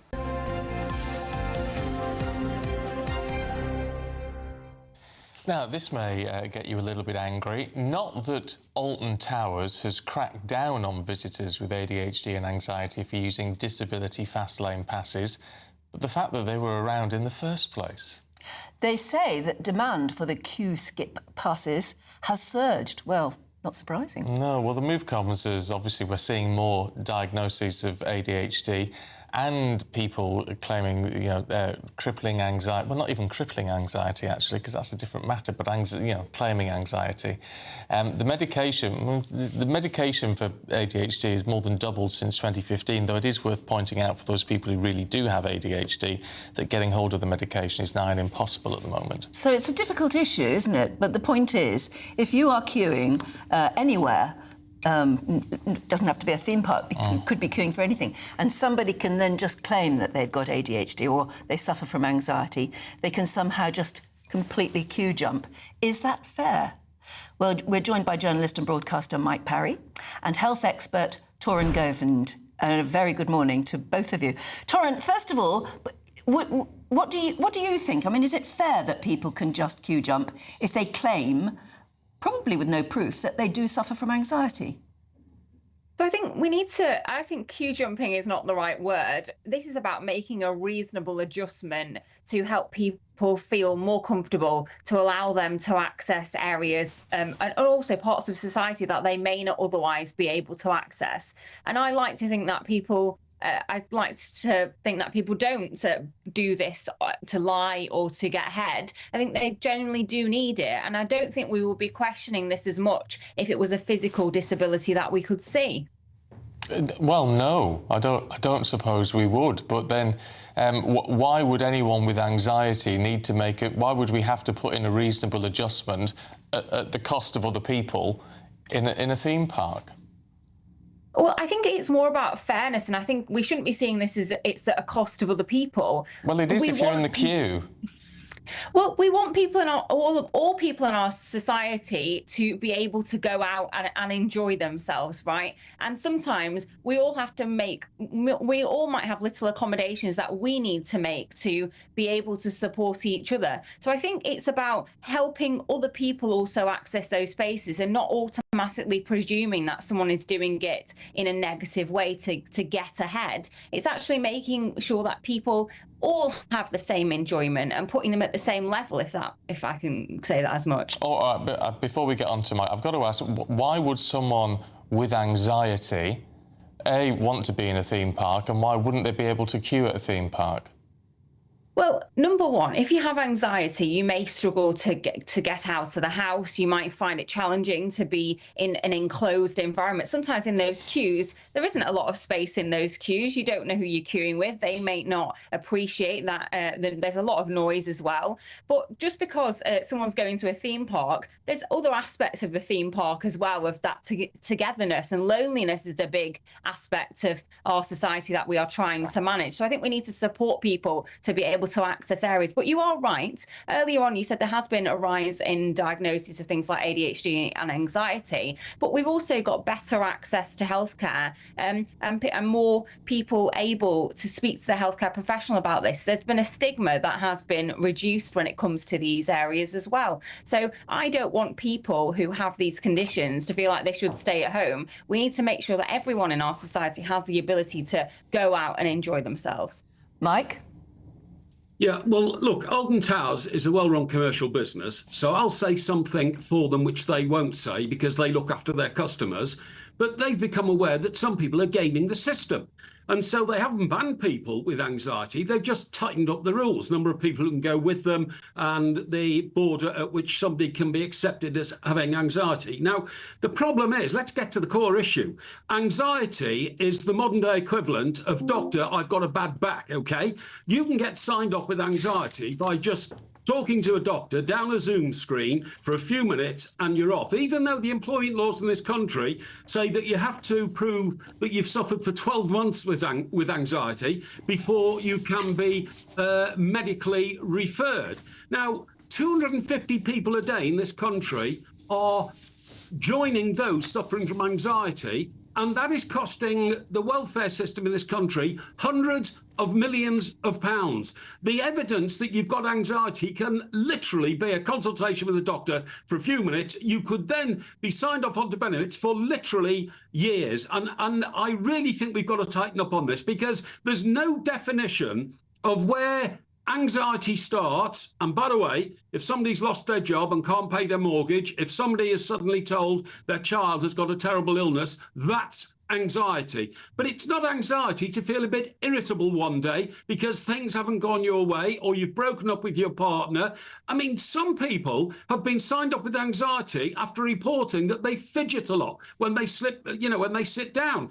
It is a system that's being gamed. I think it's outrageous. And the mushrooming welfare bill in this country will only get bigger. 250 more people a day means up to hundreds of thousands a year. And that really is a system which we can't tolerate. And I say that Alton Towers are only raising something here which should be in the broader scope of society, because being signed off for anxiety can be a life sentence when people with anxiety are better off having a job and joining in with society. Torren. I would just say, well, anxiety is a recognised substantial long-term impact. And we also need to recognise that getting people out and about, you're quite right, is going to help with things like anxiety. But you can only experience that if you are in a supported environment where people may experience, like in Alton Towers, they have sensory rooms as well. So it's about offering people different ways of supporting them to get back to their normal lives. What is the definition of anxiety, please? Where can you say, right, This person is just, feeling fed up. This person has anxiety. There's no line. The bar has been lowered so low now that almost anybody can claim anxiety. I could claim anxiety because, I'm a bit fed up. It's ridiculous. We'll I leave don't it think there that's for the very moment. fair. Let's leave it there for the moment. A lot of people at home are getting in touch with views on this as well. So thanks very much to Mike and Torrin there. Levi says, I'm physically disabled and I happily queue because what we want is equality. Being given a free queue jump access is not equality. And there's another one from Brenda and Michael says, I'm disabled. I'm waiting for 2 knee replacements. A theme park is the last place I'd want to be. I think it's about making a distinction, isn't it? I mean, if someone has crippling anxiety, it's like having proper depression, then yes, you want to be fully sympathetic and help and medicate and do whatever. But it's, as Mike makes the point, there isn't that bar now to say, well, you've reached this point where actually it's just like you can go in at any level. Yeah. And say, I have anxiety. And I think we feed that in people now. We allow people to say, well, I'm suffering from anxiety, when all they're actually experiencing is life. Yes, Pearl makes a very good point. Good morning, Pearl. She said, my husband was attacked and had to have the kiss of life. Later, he was then run down by a 14-year-old boy in a stolen car. He had a breakdown, he lost his job, and 30-odd years on, still suffers from post-traumatic stress disorder. But he would never dream of beating the queue. People are weak today. What's wrong with you all? Oh, I think that's probably a very good point, Pearl. Anyway, look, Merlin, which operates Alton Towers, has said, our guests with additional accessibility needs have increasingly told us that the ride access pass simply isn't working for them, particularly as demand has grown and queue times for these guests have increased. We've listened to the feedback, we've been looking at how we can improve the system and find a solution that is in the best interests of all guests. I wonder what they'll come up with. Well, they've basically said you can't, you could only take one person with you. Yes, which... And I suppose they may have tightened... Stops people taking the what's it. Yeah. Because, as I said before, in Disney, we used to see somebody go by. Somebody who was probably disabled or they were in one of those electric little... Yeah, mobility scooters. Things, yeah. But they would have the whole family with them, 9 or 10 people with them. Yeah. And a lot of people used to get very upset about that. Well, it is our poll today. If you're a friend of GB News, you can take part. If you're not a friend of GB News, become one, because it's absolutely free. We're asking, should people with anxiety be allowed to jump the queue? Go to gbnews.com/youdecide. Or if you're watching on the TV now, you can scan the QR code. All right, do stay with us, because still to come, Bradford's NHS Trust has advertised a new job with a peculiar description. We'll tell you a bit more on that with our paper reviewers today, Nigel Nelson and Claire Pearsall. We'll also be talking to Lib Dem spokesperson Lisa Smart about her leader's calls for a no-confidence vote in the Prime Minister.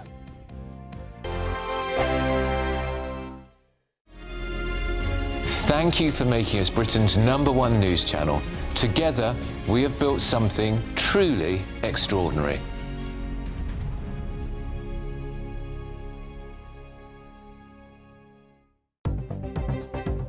Good morning. This is the latest AI travel news from gbnews.com. On the M3 westbound between Junction 2 and Junction 3, a broken-down vehicle has closed one of 4 lanes, with normal traffic expected between 7:45 and 8 this morning. On the M4 eastbound between Junction 4B and Junction 4, a road traffic collision has shut one of 5 lanes, and it should be cleared just after 8 this morning. The A55 over the Britannia Bridge has a temporary 30 miles per hour limit in both directions until further notice. And on the trains, Avanti West Coast is disrupted between London Euston and Watford Junction, and Great Western Railway has disruption on some routes. For more travel news, go to gbnews.com. Bold. They are under no illusion. Ray. Are you a human trafficker? Boundless. I've had enough of the nonsense, and I'm not afraid to say it. Don't get this on the BBC. Every weeknight, I tear through the headlines. The smell of gasoline. Should we be worried about it? From Westminster madness to cultural war chaos. What I'm going to do now, they are throwing things out the car as we speak. Get ready, Britain. Here we go. Patrick Christie tonight, weeknights from 9 p.m, only on GB News, Britain's news channel. Hi, I'm Michelle Dewberry, and my show is your opportunity to cut through all the noise and dive in headfirst to some robust debates. Ideas clash. Situation, isn't it? No, because the failure is you're deliberately avoiding my point. Nothing's held back. And if you think this is the end of it, wait for more. And we do not shy away from the difficult stuff. Sometimes I want to shake people and say, if only you understood. So join me on Dixon weeknights at 6 p.m, only on GB News, Britain's news channel. 5 hosts, 5 opinions, 5 fearless debates, 5 unfiltered takes on the day's news. 5 reasons not to be anywhere else on Saturday night. This is the Saturday 5. You got me. You got me good there. Britain's biggest Saturday night TV show. It's not a bad brand. Yeah. Uncensored. Very, very racy tonight. On the unpredictable. What did she say? Can you translate it for us? And always entertaining. And how can a country go from being led by William Wallace Saturday nights from 6 p.m. only on GB News. The People's Channel. Britain's news channel. You're going to want to stay tuned, trust me. Britain deserves a newsroom that puts the facts and your voice first. Well, and that's what you get on GB News. Lively debates, lively conversation. And we're not afraid to hold power to account.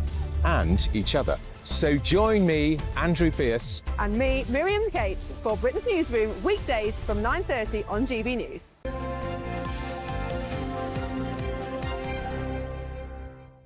Right, 7:41. Let's get some politics for you this morning and head to Stockport and the Liberal Democrat spokesperson for the Cabinet Office, Lisa Smart. Good morning to you. It's nice to see you this morning. Morning. I know your leader, Ed Davey, is calling for a vote of no confidence in the Prime Minister. Why do that? Because I mean, the issue you have, and we saw with Jeremy Corbyn back in the day, it doesn't necessarily make any difference whatsoever to the Labour Party. We need a government that is laser focused on addressing the issues that my constituents, that everybody's constituents, need them to be working on. We need NHS backlogs to be brought down. We need Stepping Hill Hospital in my area to be fixed. We need the cost of living to be tackled, and we need the economy to be growing. This ongoing soap opera within the Labour Party, where a large number of Labour backbenchers are looking completely ashen-faced, means that they're distracted and they're not focused on the priorities of the country. So what we're calling for is a confidence vote so that they can put up or shut up and get on with delivering the priorities of the British people. Is it what you really want to achieve, a general election? Because are you oven ready? So we are in a constant state of readiness for election, but what I want is a government that's delivering on what the country needs. They've got a huge majority. They have shown that they can get through legislation when they really put their back into it. And there are huge issues that our country faces that while they're dealing with this soap opera, while they're dealing with these internal disagreements, they're not able to focus on. So I want them to be getting on with things like growing the economy and fixing the NHS, and they can't do that while they're talking to themselves about themselves. Well, no. I mean, I think a lot of us would agree with that. But, I mean, the problem you would face, because, I mean, you know how politics works, if there was a vote of confidence in the Prime Minister, actually, even people who weren't very happy with him would probably back him, you know, towing the party line. And so what would that actually achieve? Because it's not going to stop the sniping. It's just going to give the impression that the party is behind him. We in politics really like talking about politics, but sometimes we forget the impact it has on the national confidence. We forget the impact it has on the financial market. While I was getting ready to talk to you this morning, I had the radio on, and they had a really senior financial expert on there talking about the moron premium, which comes about when there's political instability. It means that the country has to pay more to borrow money. That has a negative impact on how our country can grow and whether our economic state is as healthy as it can be. It is really bad for the country when there is political instability. We saw that throughout the whole chaos of the Boris Johnson years, where it just dragged on, and it was just drip feed, scandal after scandal. To lance the boil and focus on what we as Liberal Democrats believe are the country's priorities, we think a confidence vote where Labour MPs would have to put up or shut up would enable hold the on government to a move sec, on though. and deliver. Can I ask you then, because it's not clear from your press release, are you calling for a confidence vote in the Prime Minister, or are you calling for a confidence vote in government? because they're two very different things. And if a confidence vote in the government failed, then it would, or should at least, trigger a general election.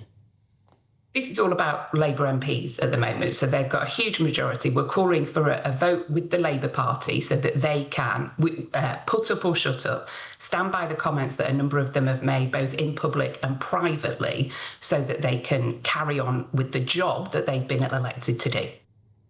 We'll leave it there for the moment. Thank you very much indeed for joining us. Lisa Smart, thank you. Yeah, look, we've got the papers heading your way in just a moment. First, though, here's a European forecast. Ready to soak up that holiday sunshine? Won't we need some cover? No worries. All sorted. All Clear Travel Insurance sponsors GB News Travel Destinations forecast.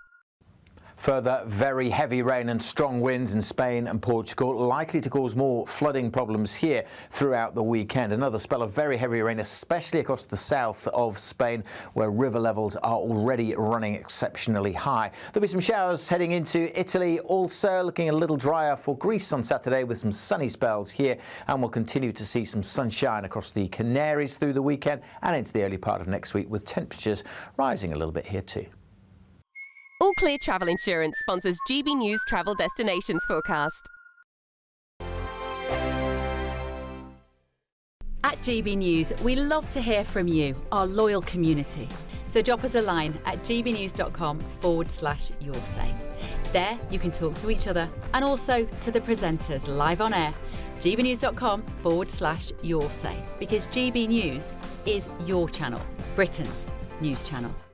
Nana Queer, weekends from 3 p.m. They really are helping people to feel fuller for longer, and that really is the mechanism of the weight loss jab, is that it's making you feel very satiated. It's really slowing down your digestive function, so your body's actually taking a lot longer to break down the food that you have eaten, and therefore people are eating a lot smaller portions, sometimes skipping meals altogether, which is causing some other concerns, but it is resulting in then some really dramatic weight loss results. Now, of course, for some people, this is great because there are some people who are morbidly obese and all the sort of comorbidities that come with that. So, you know, diabetes, you know, heart disease, all those other things.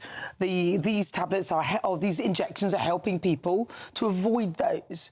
But what are the costs that it comes with? Yeah, I think this is what's really important to talk about, the fact that we do know that there are other comorbidities when people are living in larger bodies, but actually when it comes to using any medication, we've got to use it as a tool and not as it's the only thing we do and we carry on regardless. With these weight loss medications, the side effects that we're seeing and the side effects that are continuing to be listed become more and more concerning. So there are fairly sort of everyday, sometimes too often normalised side effects such as nausea, reflux, gastritis, diarrhea, constipation. There is way too much normalisation around those side effects happening. And of course, reflux can be quite dangerous because of esophageal cancers. Absolutely. And also rotting of teeth. Yes. And also affecting the vocal cords, and that sort of thing can lead to certain cancers, can't it? Yeah, absolutely. All these side effects are the body trying to let us know that it's struggling and it's not doing as well as it would like to do. But we've also got other more concerning side effects such as pancreatitis, gallstones. We're seeing a rise in gallbladder removal surgery, potentially some issues with the kidneys if dehydration becomes an issue as well. GB News, the People's Channel. No matter the state it's in, this is our nation. Join me, Jacob Rees-Mogg, for a genuine, honest discussion on where we have been, where we are going, and where we are with the people who set the direction. Tune in to State of the Nation every Monday to Thursday, 8 to 9 o'clock. Only on GB News. Britain deserves a newsroom that puts the facts and your voice first. Well, and that's what you get on GB News. Lively debates, lively conversation. And we're not afraid to hold power to account.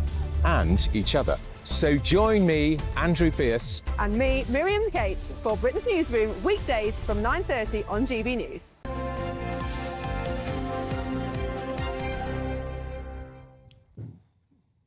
Shall we take a look at some of the newspaper front pages now? The Telegraph is leading on reports that former Deputy Prime Minister Angela Rayner is ready to battle Keir Starmer for the top job, but she may be held up by her own tax problems. The Times says the Prime Minister has been labelled gullible for claiming he fell for Mandelson's lies. The Guardian has the same story as Sir Keir Starmer appeals for support from his own Labour MPs. And the Express has a review that found statins are safer than previously thought. Well, joining us to go through the newspapers, GB News' senior political commentator Nigel Nelson and former Conservative advisor Claire Pearsall. It's lovely to see you both again. I suppose we have to start by saying, would it do any good at all for anyone to call for a vote of no confidence in the government or the leader? No, I mean, there would be... you have to call it in the government first of all, and then it's up to the Prime Minister can choose, if the Prime Minister loses the vote, can choose to resign. Somebody else goes to the King and says, I can form a government. And the reason it wouldn't work is simply because they've got such a huge majority. Precisely. Why would they? Yeah, it depends how disgruntled the backbenchers really are. Yeah, but the danger is that what the Prime Minister can also do is turn around and say, OK, we'll have a general election. If there's got no confidence in the government, that's time for a general election. That's what happened with James Callaghan when he lost a vote of confidence. And that would be, I mean, to be fair, that would be what people would expect. Yes, and that exactly. But also, Labour MPs will all lose their jobs under the present system. As Turkey's voting for Christmas. Yeah, Why would they do that? It's just not going to happen. OK. It's quite interesting. The Liberal Democrats always tend to call for either a vote of no confidence, they want a referendum, they want a committee, they want a report, a judge-led inquiry, you name it. The Lib Dems are quite good at calling for these things. And to be honest, if they were the answer to the country's ills, they would be in government. And they're not. But the Tories are calling for this as well. Yeah, they shouldn't be. They really shouldn't be, because Nigel's right on this. This ends in a general election. Hang on a minute. I want that in writing. Painful to admit, but you are right, and it does end in a general election. Can you imagine that? Not even 2 years of this Nobody's ready for a general election, are they? No. I've only just about got over the last one, only just, and the scars are going to be there for a long time. But do you think the Tories... Because it's interesting, Nigel Farage was saying this week, basically, we're only about half ready. Yes. And is it the same for Kemi Badenoch? Pretty much. She'd never admit it, though, would she? No, well, you never do. Politicians will never admit that. You have to look ready at all times. Oppositions always have to call for elections, and that's just what oppositions do. Yeah, they do. They don't really mean it. To be election ready takes a long time. So was it brave or foolish for Nigel Farage to actually have said that? Well, I think it's what you do when you're in opposition, because you can say all of these things, because at the end of the day, the decision lies with the government. No, but for him to say he's not ready... Oh, that he's not ready? No, I think actually most people know that, especially anybody that's watched politics for the last decade will know that you need candidates in place, you need a certain amount of money and you need policies, and those things don't come overnight. Yeah, they were starting from nothing when you think about it. Absolutely. So I think it's actually quite honest, and people will see that and appreciate it. Yeah, meanwhile, we've got Angela Rayner on manoeuvres being reported in the Telegraph this morning. I mean, her camp sort of denying it to an extent, but, I mean, it comes as no real surprise. But she's still got the 40 grand tax bill around her neck. So she's not ready to actually go. And I think that the way that the Telegraph is reporting it is Angela Rayner is ready if Keir Starmer goes, in the same way that Wes Streeting would be ready if Keir Starmer goes. But even so, you can do that by saying we're not pushing for the Prime Minister to go, but we'd be ready if he did. However, by saying it, what it does is put pressure on the Prime Minister to go. I think he's already under a lot of pressure anyway. But the best thing he could do for his party, surely, is stay there. For a while. Well, yes. I mean, might be the best thing it can do for the opposition. Yes. I mean. No, but what I'm saying is, at least if he's loyal to his party, he's giving the other contenders time to get ready. Yes, there's always that. But I mean, the whole thing is that bear in mind that they still have an agenda that they're putting in. So we're all a bit obsessed about the whole Peter Mandelson affair, but the whole business of government is going on still. Is it? That's what a lot of people are worried about. Maybe they haven't got time for anything else. Like, I mean, the Chagos thing. I mean, there are big issues that they should be sorting out properly, and they don't seem to be. Well, with Chagos, we've got to worry about Donald Trump. We're still not quite sure whether he's actually seems to have changed his mind again. He seems to have given a half-hearted approval at the moment, but we'd like full-hearted approval. But yes, you're right. One way or the other. Chagos is important. There's the cost of living. There's a whole host of things. Yeah. All right, you two. It's fascinating. It's fascinating. It's slightly frightening, but it's fascinating. Thank you both. We'll see you a little bit later on for a longer review. Oh, let's get the weather then. That'll be good news from Alex.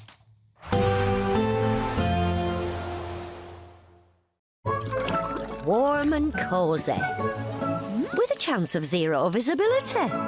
Boxed Boilers sponsors the weather on GB News. Morning, welcome along to your latest weather update from the Met Office here on GB News. More wet weather for most places today. The main exception will be Western Scotland, where it'll be largely dry and bright, with a bit of shelter here from a pretty cold easterly wind, which really will bring a chill along the coast of northeast England and eastern Scotland. Pretty wet for Northern Ireland, spells of showery rain working north across England and Wales. It won't rain all day. There will be some drier slots, but of course any rain falling onto the saturated ground of southwest England and parts of Wales likely to cause some problems. We have a Met Office warning in place here too. That's where we'll see the top temperatures, 10, 11 degrees, but further north, 4 or 5 with that rain and that cold wind. It's going to feel a lot colder than that. As we go through the day, well, the showers may start to ease across parts of the south, may turn a bit drier for this evening's rush hour, but still a lot of spray and surface water on the roads. Yellow warning for much of southwest England, parts of central and eastern Wales also. The rain continuing to track northwards, soggy day for Northern Ireland and Scotland. Some snow over the hills this morning over eastern Scotland. That'll be confined really to the very tops of the hills by the end of the day as things slowly turn a bit milder, but as I said, it won't feel all that mild with the wind and the rain, which only continues to slowly edge north through the night. A drier slot for a time, but look at this, further bands of heavy showers coming into Wales and southwest England as we go through the early hours. Temperatures mostly holding up at 3 to 5 degrees Celsius. Into the weekend, and so, well, it's looking showery, perhaps not quite as wet as it has been through the week, but still there will be some showers around, and where we continue to see downpours over saturated ground. So for Wales, southwest England and Northern Ireland, that continues to bring the risk of further flooding. Parts of eastern England may have a largely dry day on Saturday, and again with some shelter. Western Scotland doing all right, may see some sunny spells here, but otherwise cloudy. Temperatures just ticking up a little bit this weekend. Goodbye. Warm and cosy, with a chance of zero visibility. Boxed Boilers sponsors the weather on GB News.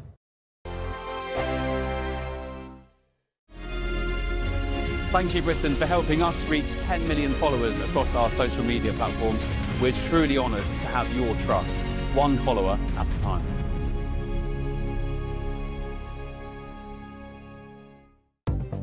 Good morning, this is the latest AI travel news from gbnews.com. Due to a broken down vehicle, only one lane is open southbound on the A898 over the Erskine Bridge, causing significant delays and prompting drivers to seek alternative routes. In Wales, motorists travelling southbound on the A470 from Nantgar to Corriton face slow-moving traffic and heavy congestion, worsened by ongoing roadworks, highlighting the need for travel adjustments. And on the trains, Avanti West Coast is operating a reduced service between London Euston and Watford Junction, affecting numerous journeys, while Great Western Railway reports disruptions impacting many passengers. For more travel news, go to gbnews.com.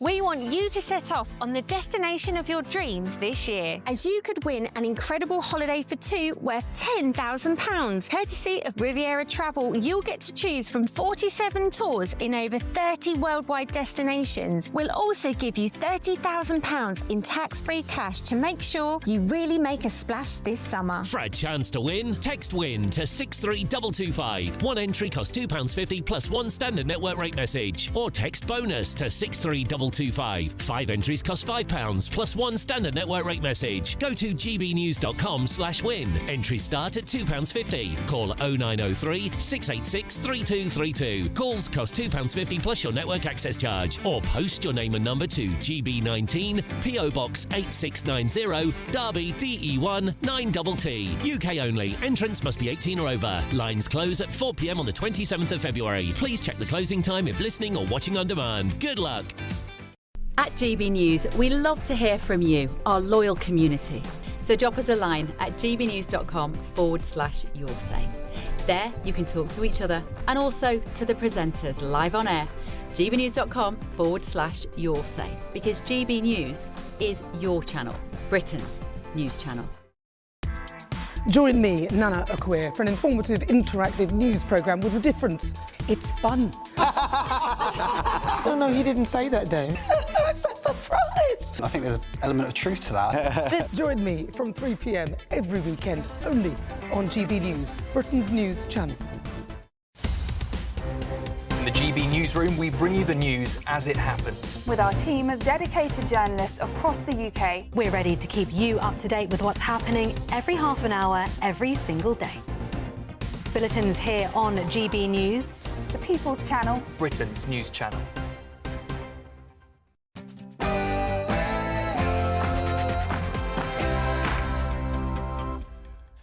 Good morning. Angela Rayner tells allies she's ready to strike. As the embattled Prime Minister is fighting for his political life.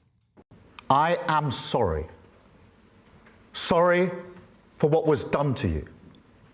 Sorry that so many people with power failed you. But is Labour infighting beginning to look self-indulgent to a fed-up nation? That's the view of the Lib Dems. While they're dealing with this soap opera, while they're dealing with these internal disagreements, they're not able to focus on. So I want them to be getting on with things like growing the economy and fixing the NHS, and they can't do that while they're talking to themselves about themselves. An Iranian asylum seeker has been sentenced to more than 7 years in jail for sexually assaulting a teenage girl. Abby Johnson bravely waived her anonymity and spoke to Patrick Christie's about her ordeal. It was the most scariest thing I've ever had to do, and finally seeing the man who done it to me and him acting as if he's all sad and hearing that he feels bad for what he's done. It was really hard, but to watch him go away and be sent off, that was the best feeling. Yes, these Mandelson files, it's the calm before the storm for Keir Starmer at the moment as we await this tranche of information. But for now, Labour MPs behind the scenes are very much on manoeuvres. The government announces 60,000 illegal migrants and convicted criminals have been removed or deported since they came to power. And in America, the news anchor Savannah Guthrie has made a plea for her mother's safe return almost 1 week after the 84-year-old first went missing. We need to know, without a doubt, that she is alive and that you have her. Now, this is a odd one. Basingstoke Chess Club has made a shocking discovery about one of its prized trophies. We'll tell you more at 8:20. And does anyone fancy a Scotch Whiskey? We're championing one of Britain's greatest exports ahead of Scotch Whiskey Day this weekend. Ireland fluffed their lines on the opening night of the Six Nations as they were thrashed by champions France in Paris. Leicester City, meanwhile, are docked 6 points for financial breaches. And could Rooney II be lining up for Manchester United? Join us later this hour. A bit of hill snow around across the north this morning, plenty of cloud, plenty of rain, and yes, more Met Office yellow warnings in place as well. Along with that, a fairly brisk and chilly wind across the north too. Join me later for all the gory details and a first look at your weekend weather. Just gone 8 o'clock, I'm Stephen Dixon. And I'm Anne Diamond, and this is GB News Breakfast.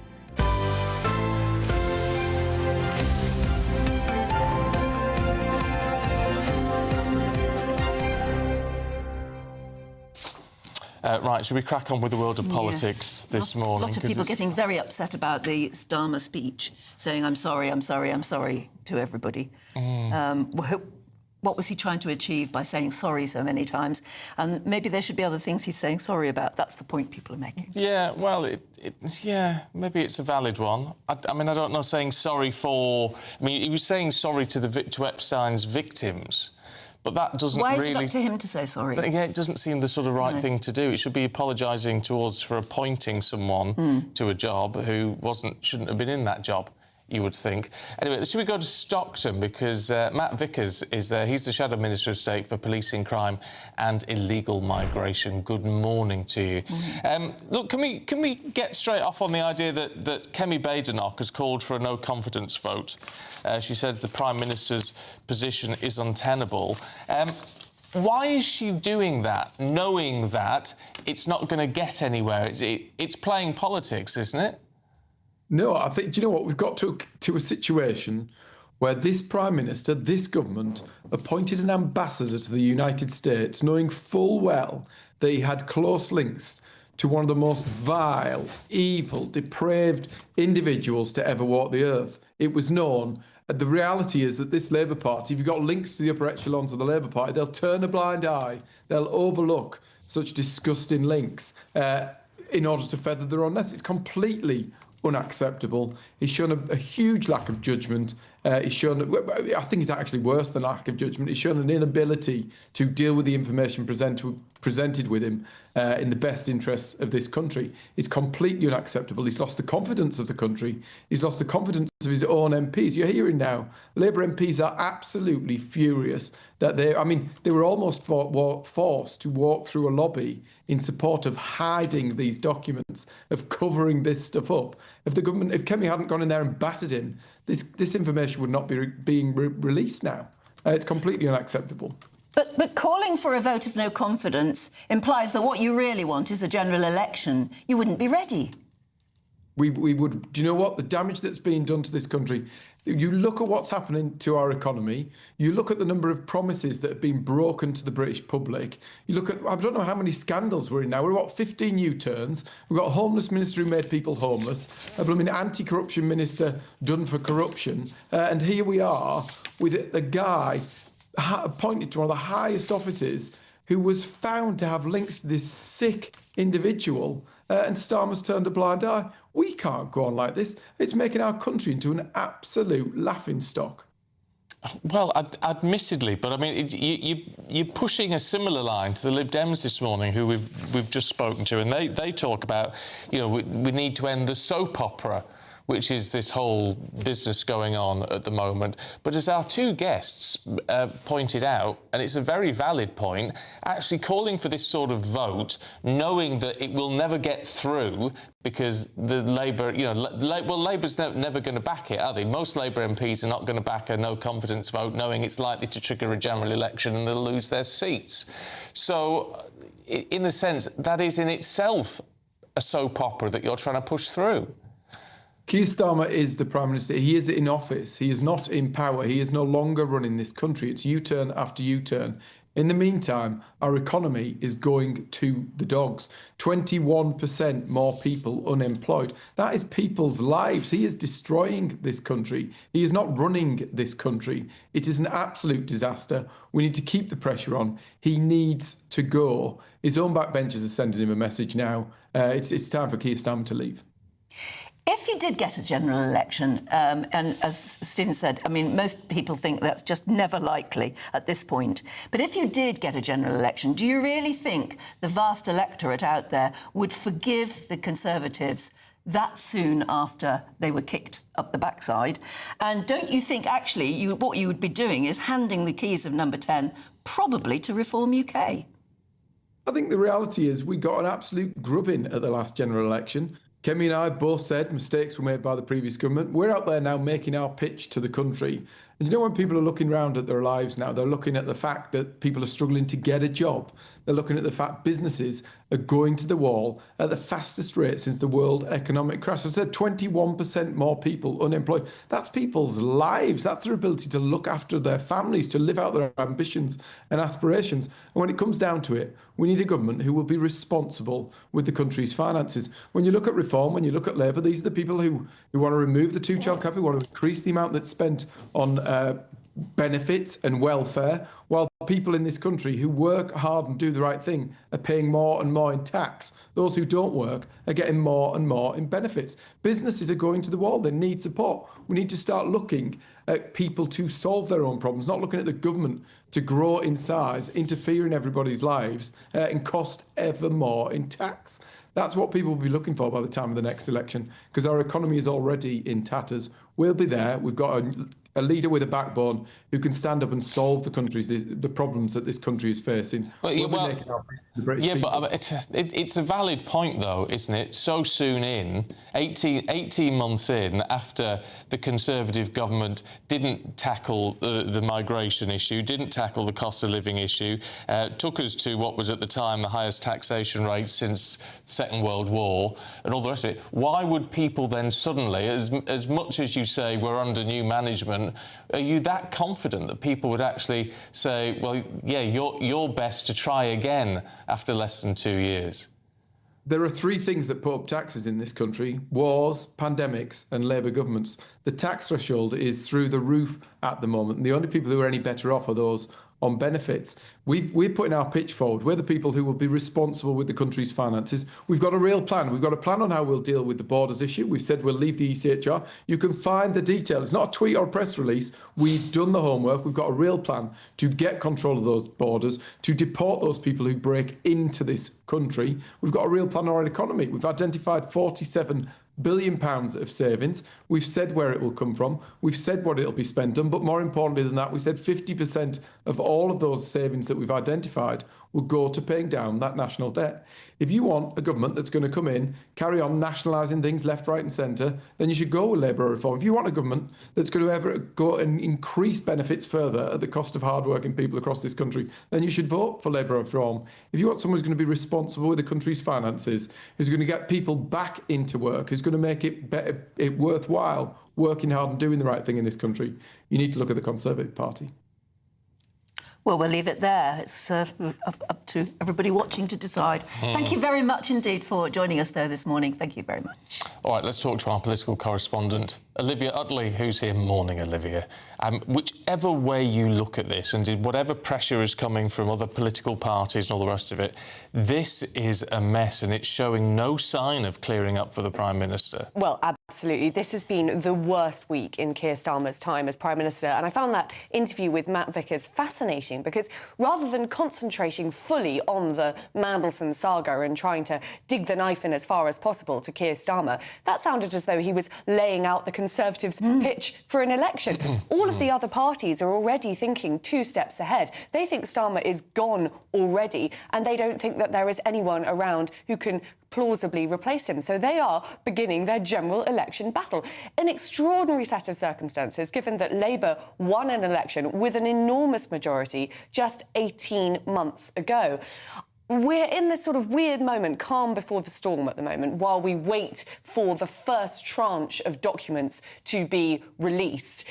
Downing Street is keen to get some of the documents out in the open as quickly as possible because they think those documents will prove Keir Starmer's point that Mandelson was lying to him.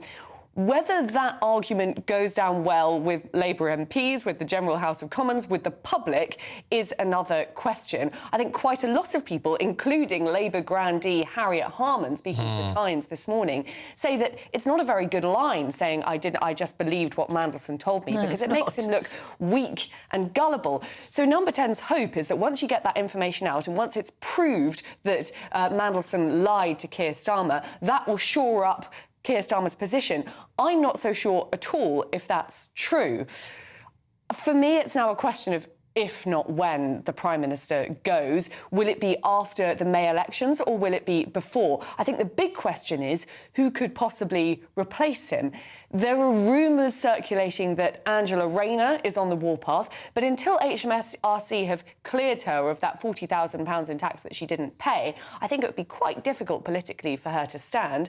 Other names that have been circulating for a long time now, of course, Wes Streeting. The problem with Wes Streeting is that he was actually oddly closer to Peter Mandelson than Keir Starmer ever was. Keir Starmer may have appointed him US ambassador, seemingly on the very bad advice of Morgan McSweeney, his chief advisor, but it was Wes Streeting who was going along to his dinner parties. Will that mean that the Health Secretary is tarnished to a degree that makes it impossible? Well, then is it all down to guilt by association, which you could reflect is unfair? Well, absolutely, and perhaps it is unfair, but there is a kind of feeling among Labour MPs that perhaps Wes Streeting, because of that close association, if that is the thing that brings down Keir Starmer, it would be politically quite difficult for him to run. Meanwhile, you've got people like Shaban Mahmood or Ed Miliband. It doesn't sound really as though either of them are ready for a leadership contest. So you do have this big question of if Keir Starmer is forced to step aside, and I think it's likely that Morgan McSweeney, his chief advisor, would have to go first. At the moment, the anger among Labour MPs is directed more at the advisor than the Prime Minister. But if McSweeney goes, Starmer is likely to go next. But then who on earth replaces him? And this is why you've got people like Matt Vickers looking ahead at the prospect of a general election. Yeah. And certainly in the short term, anyway, you'd get David Lammy as acting Prime Minister, wouldn't you? You would. Which is a thought that frightens a lot of people. Well, I mean, David Lammy's performance at the dispatch box, filling in for Keir Starmer, has sometimes been pretty catastrophic. And there are some Labour MPs who don't really trust the idea of a Lammy-run government in the short term. And it would also look incredibly chaotic if you had the Deputy Leader just having to stand in for the Prime Minister because there was no Prime Minister to run the country. So there are quite a few steps. It feels as though Keir Starmer's position is politically untenable. But while there's no replacement for him, and actually the other parties aren't really ready for a general election. No, they say they are, but surely they're not. They say they are, but, you know, Reform UK won 5 seats at the last election. Of course, they've come on leaps and bounds since then, and they're so popular in the polls, but there's a lot of work for them to do. Obviously, the Conservatives, whatever Matt Vickers was saying this morning, aren't yet really trusted by the British people. They're still languishing down in the polls. So you've got this sort of situation where Starmer's position feels untenable, but everything else, every other possible situation, a replacement Labour Prime Minister, a general election, all seem unlikely and quite difficult. So do we gather then that what we have is a Prime Minister who's the least worst for the moment?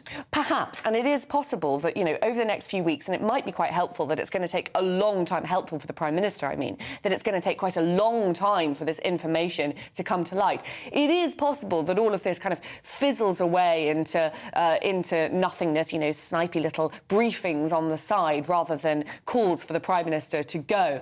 But even if this scandal doesn't quite finish him off, I think it might have fatally wounded him. OK, Olivia, thank you very much. What a depressing series of events, though, isn't it? It's hugely depressing, actually. It's like, yeah. As a country, we need to be more confident. We need to feel more confident, and it's very difficult to. Yes, because we want to have pride in our nation. Yeah. And that is quite difficult at the moment. We shall get there. OK, well, let's move on for the moment. 16 minutes past 8.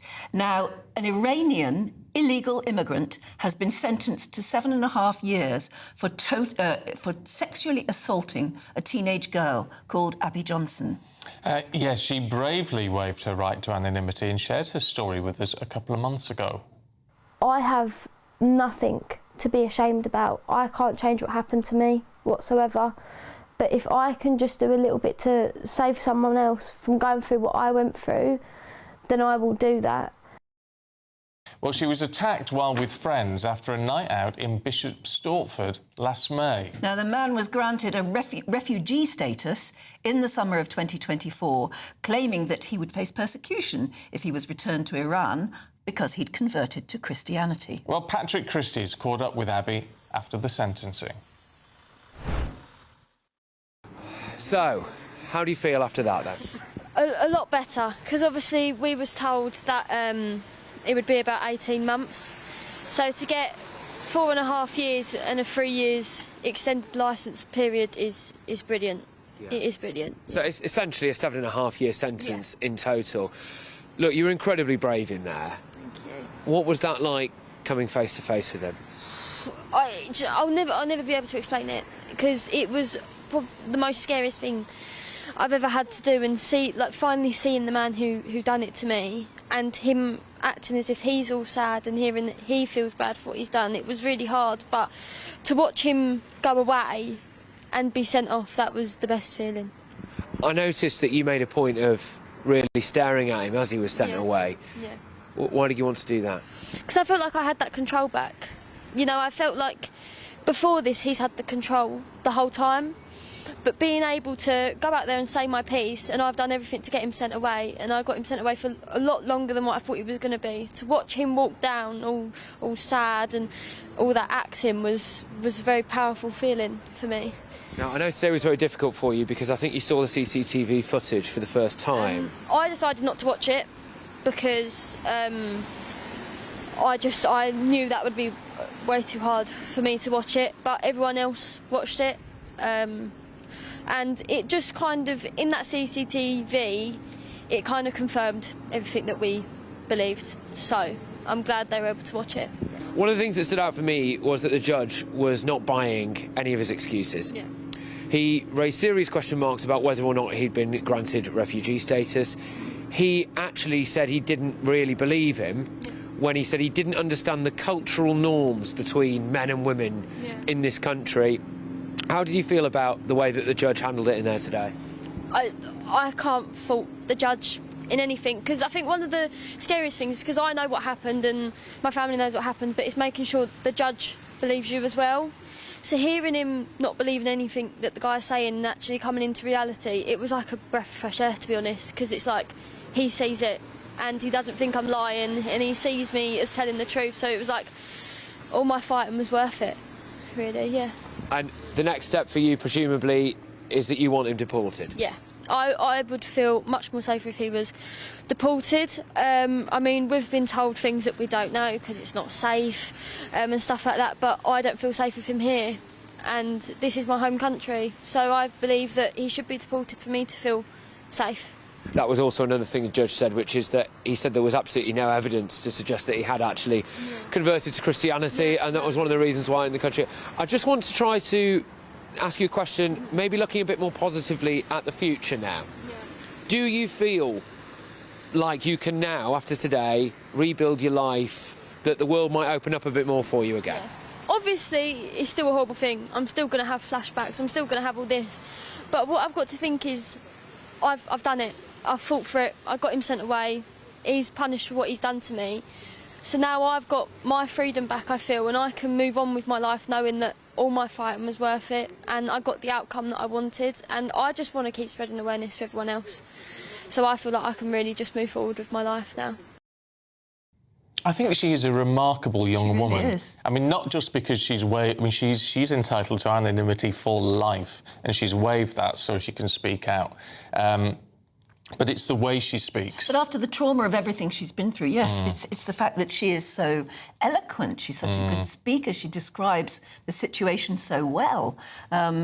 It really is testament to her courage and her belief. She believes the right things. I mean, she says it's not for her to be ashamed of anything. No, absolutely not. No, I've just got a huge amount of respect for her coming out and talking like that. Sharon doing says, it so well. Abby is an absolute little hero, but the animal who did that to her deserves life. Yeah, and actually, when you see, I know she's 19, which is very young anyway, but she looks younger. Yeah, she does, actually. Yeah. Of which, you know, raises even more questions, doesn't it? Anyway, now, at 21 minutes past 8, an inquiry into the deadliest channel crossing on record has concluded that small boat crossings must end. Well, that's a shock, isn't it? It's also warned that some of the 31 people who died could have been saved. The probe found systemic failures, missed distress calls and chronic staff shortages in the UK's maritime response. Meanwhile, the report has made 18 recommendations to prevent another disaster. All 3 African countries that Britain threatened with visa sanctions have agreed to cooperate now over the return of illegal migrants. More than 3,000 migrants and foreign criminals from Namibia, Angola and the Democratic Republic of Congo will now have their deportations fast-tracked after the Home Secretary gave those countries a month to comply or face visa bans.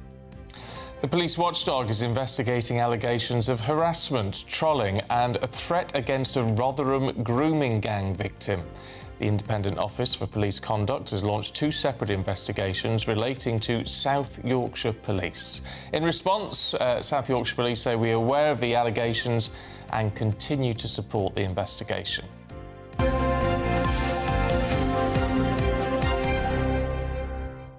And we'll be talking to Charlie Peters a bit later on in the programme about that.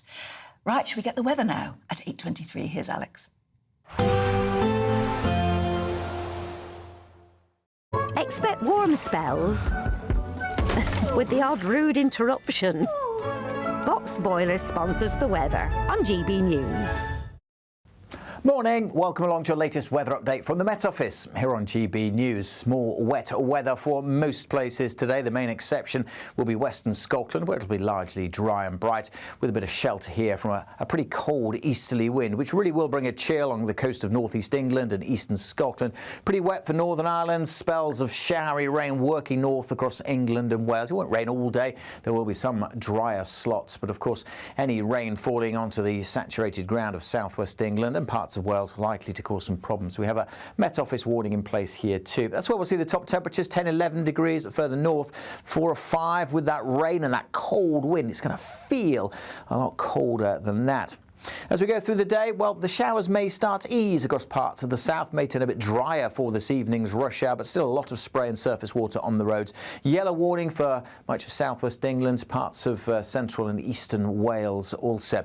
The rain continuing to track northwards, soggy day for Northern Ireland and Scotland. Some snow over the hills this morning over eastern Scotland. That'll be confined really to the very tops of the hills by the end of the day as things slowly turn a bit milder, but as I said, it won't feel all that mild with the wind and the rain, which only continues to slowly edge north through the night. A drier slot for a time, but look at this, further bands of heavy showers coming into Wales and southwest England as we go through the early hours. Temperatures mostly holding up at 3 to 5 degrees Celsius.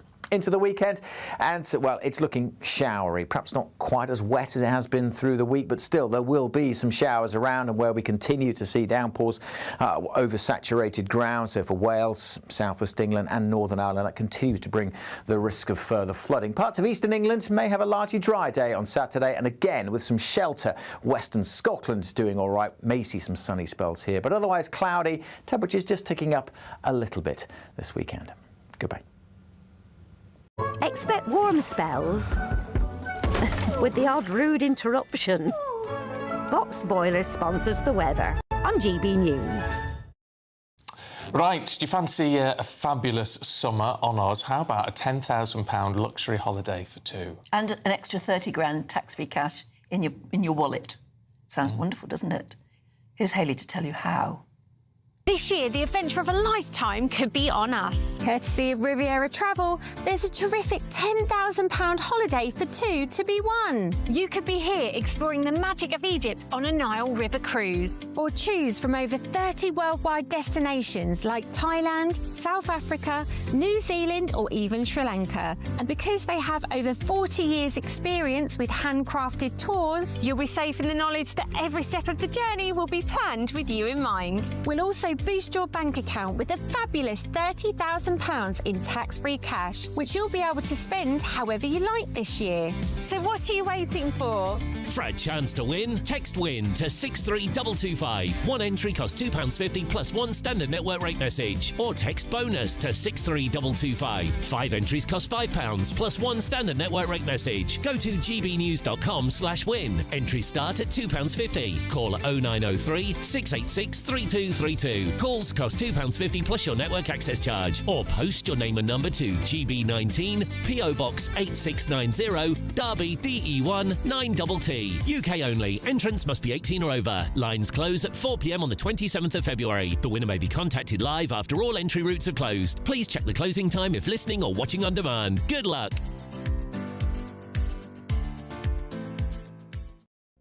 Yeah, best of luck to you. Yeah, do stay with us. We're going to be speaking in a couple of moments to the man who discovered a trophy, that's there, at his chess club in Basingstoke, has links to the Nazis. What on earth are they going to do about that? We'll find out in a couple of moments.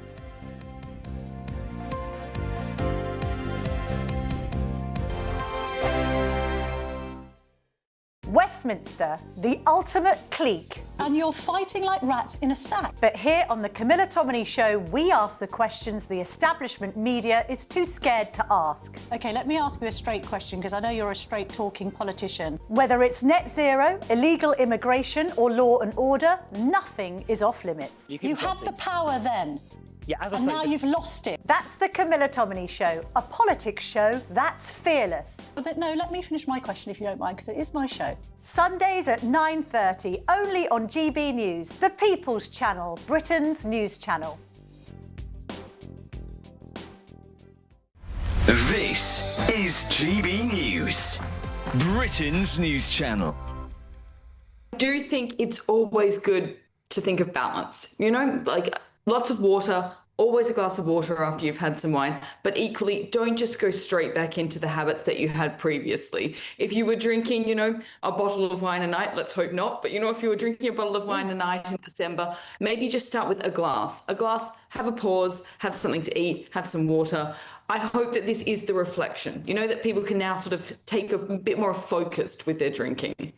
I mean, how good is it for you? I mean, we hear so many conflicting stories, Isabel, about what is good for you drink-wise. I mean, you know, a glass of red wine a day is good for you, and then it isn't the next week. It's very confusing. I mean, I think it is always quite good for you. There's lots of antioxidants in all wines, red, white. It's also, to be honest, great for socialization. You know, we're in an era where people aren't socializing as much. It's a nice way of getting people talking, communicating. That is so good for you. And when you look at all of these amazing regions in the world, these blue zones, they all have wine as a massive part of their culture. And so it is important when you look at these people living until they're, 100 years old. And that's the common amongst, places like Sardinia. And they are incorporating their wine, but they are also doing it with purpose. They're, being a bit more meditative with drinking it, and they're socializing while drinking. So maybe don't do it while you're just by yourself in your house because you're feeling a bit sad because it's ridiculously grey and dark and horrible. And so maybe that's not when you should be having some wine. You should be going out there and treating it as a beautiful piece of art, which is what wine is. Yeah, indeed. But just quickly, Isabel, how do you become a drinks professional? Oh, I mean, you drink a lot of wine, but you basically go and do lots of study. There's lots of education courses. You can take the winemaker route, so you can go and do that, or you can take more of a scholarly route. GB News, the People's Channel. Join me, Nana Akwe, for an informative, interactive news programme with a difference. It's fun. No, he didn't say that, Dave. I'm so surprised. I think there's an element of truth to that. Join me from 3 p.m. every weekend, only on GB News, Britain's news channel.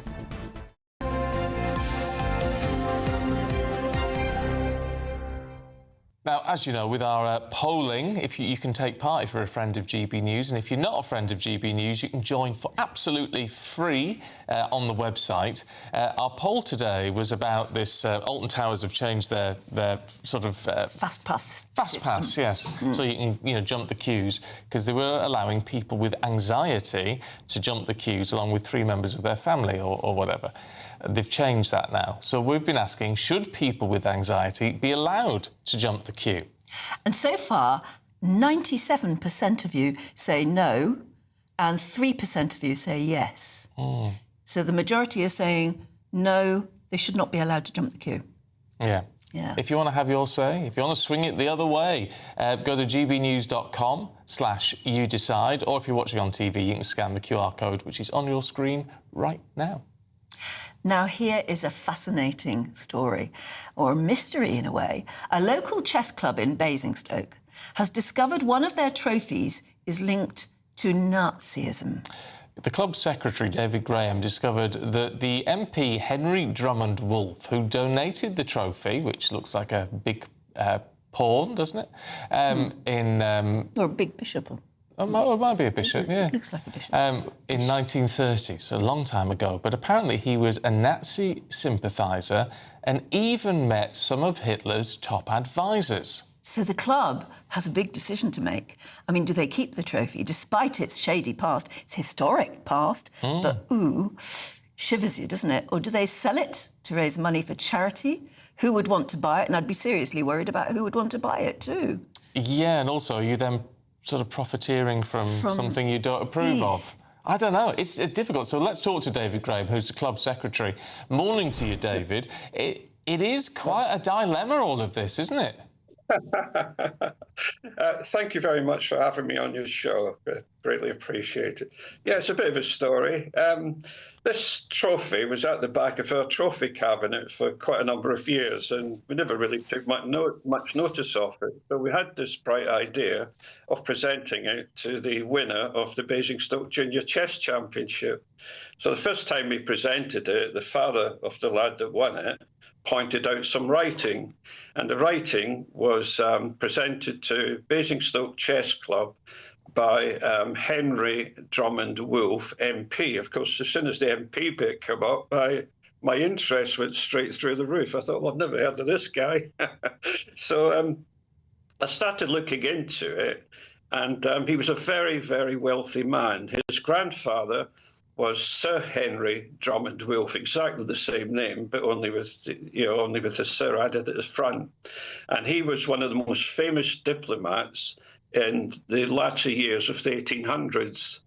And he negotiated a very tricky deal to stop some sort of war between Egypt and Turkey. And he went there to stabilise things in Iran and Iraq and get involved with the oil industry. And from that, he actually made quite a lot of money, as you can imagine, because he said he should have 10% commission, as he was the commissioner of that area. So Henry Drummond Wolff Jr., he obviously very, very wealthy, went over to the United States and met up with the socialites. Not socialists, not to be mistaken with socialists. He absolutely hated socialists. But he mixed with the socialites, and there he met a lady called Margaret Feinstock. And she was the daughter of one of the richest financial people in America, an investment banker. And so they got married, and he came back to the UK, and then he started to want to dabble in politics, and he joined initially the Conservatives, and then, this is round about 1933, 34-ish, and then he got involved with the British Union of Fascists. Now, their leader was a chap called Oswald Mosley. Yeah. And he had the black shirts, and of course there was all sorts of ructions at that time. And, to be fair to the guy, he did donate it as a chess trophy because... Actually, David, I was going to say, for the benefit of our viewers, because you've got it there, is there any way you could just put it a bit nearer the camera? So, just lift it up a second. Yeah. And so we can have a look at it. Maybe we could take the strap line out so that we can have a... Oh, there you go. There we go. And what do the words, when you saw the words, what do they say? Is it something a bit spooky and horrible? I'll get my magnifying glass out, but what it says, it's very faint, obviously it's very old. It says, presented to Basingstoke Chess Club from Henry Drummond Wolff, Esquire, MP, 1934. I mean, I suppose the issue, David, is, I mean, yes, he's had a dodgy history, but the trophy is now a piece of your club history. So should you just carry on regardless? I think we will. I mean, I've looked into it a little bit. There's we have auctions, and apparently a lot of the Feinstock stuff, because they're a very famous family, of course, in America. A lot of their stuff goes on auction, and apparently it fetches quite big prices.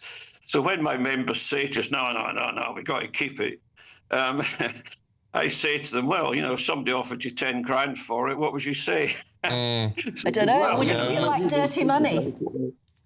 Yeah. So that's the story of the Silver Bishop. Yes, that's right.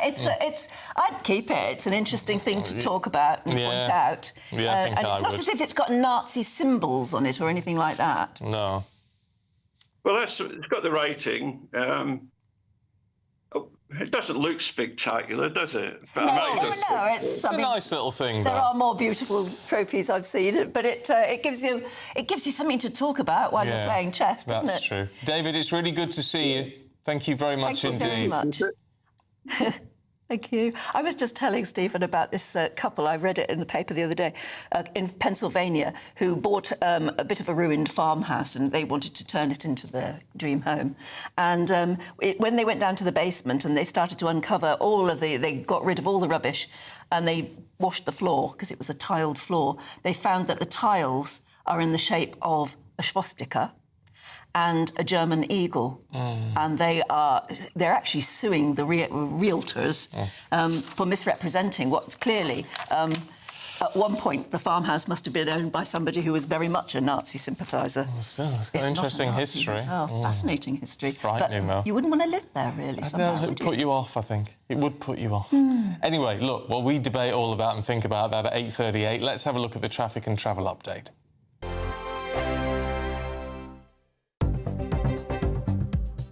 Good morning. This is the latest AI travel news from gbnews.com. On the A720 on-slip at Streighton Junction, a broken-down vehicle is partially blocking the westbound approach. On the M4 eastbound at Junction 33, there is congestion on the off-slip near Capel Llanilturn. Also in Gateshead, a broken-down vehicle on the A1 southbound between the A167 and the A194M has one lane closed. And on the trains, Avanti West Coast and London North Western Railway both have major disruption, with reduced services between London Euston and Watford Junction. For more travel news, go to gbnews.com.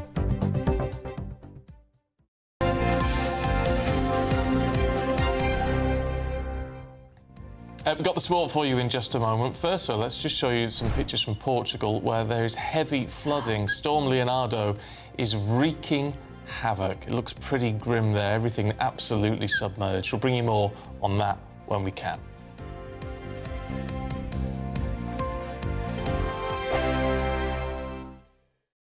Westminster's full of talk, but out here, it's the real world.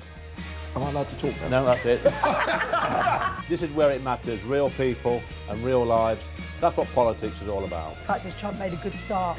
No. Straight answers, no spin, and just a couple of pints. How many fingers have I got up? About 10. So join me for Lee Anderson's Real World every Friday at 7 p.m, only on GB News. The People's Channel, Britain's news channel. You want to know what's really going on in the corridors of power? Labour don't know what to do with you half the time, and that makes you quite lethal in the chamber. Get behind the headlines with Chopper's Political Podcast. Join me, Christopher Hope, as I sit down with the great and the good of British politics. We'll see where this ruling takes us. These are the stories shaping our nation. Chopper's Political Podcast, available now on all platforms. Listen in and stay ahead. Decisions made in Washington aren't just shaping America, they're shaping Britain too. From migration to global security, from crime to health. Whatever happens in the White House today will be felt in your town or city tomorrow. That's why The Late Show is live from Washington, D.C. Cutting through the politics to show you what it all means for Britain. The Late Show live every night at midnight. Only on GB News, Britain's news channel. Exciting news. Every Friday, my Patrick Christie's Tonight Show is going to have a twist to it. We're welcoming some special guests. You. That's right, on Fridays I'm going to be doing my show in front of a live studio audience because this show is about you and what you have to say. It's going to be the same big debates, same big topics, same big opinions. But every Friday night at 9 p.m, you are invited to come on down to Patrick Christie's Tonight to be a part of the action. Only on GB News, the People's Channel, Britain's news channel. At GB News, we love to hear from you, our loyal community. So drop us a line at gbnews.com/yoursay. There you can talk to each other and also to the presenters live on air. gbnews.com/yoursay, because GB News is your channel, Britain's news channel. Join me, Nana Okoye, for an informative, interactive news programme with a difference. It's fun. No, he didn't say that, Dave. I'm so surprised. I think there's an element of truth to that. Join me from 3 p.m. every weekend, only on GB News, Britain's news channel. In the GB Newsroom, we bring you the news as it happens. With our team of dedicated journalists across the UK, we're ready to keep you up to date with what's happening every half an hour, every single day. Bulletins here on GB News, the People's Channel, Britain's news channel.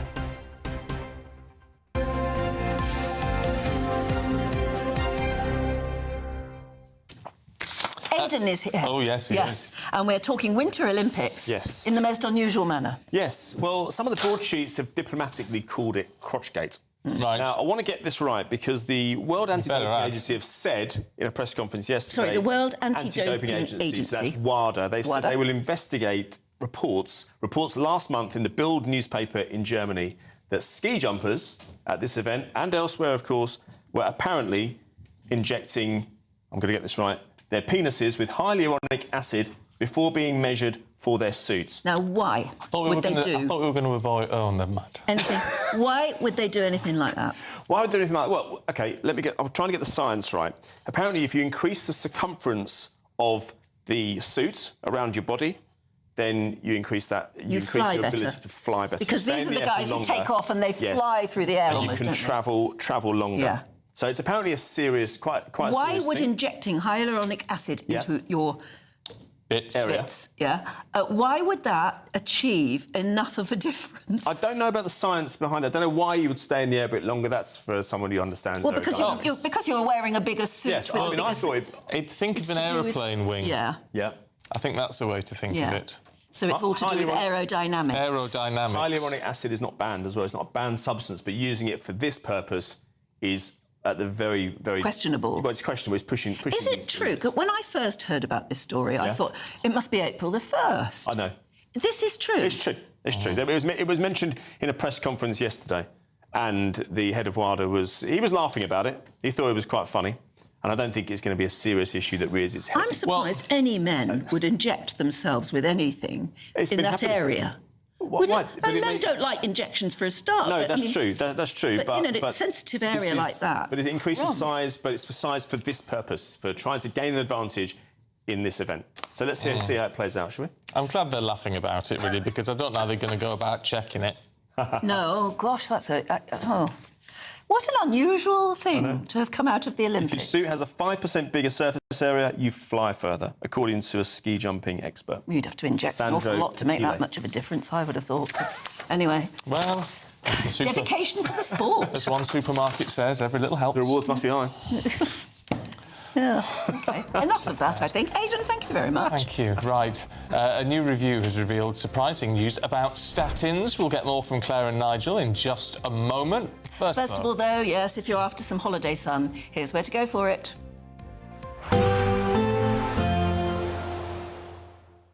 Dinner under the stars tonight? That reminds me of our travel insurance. You mean All Clear Skies? All Clear Travel Insurance sponsors GB News Travel Destinations forecast.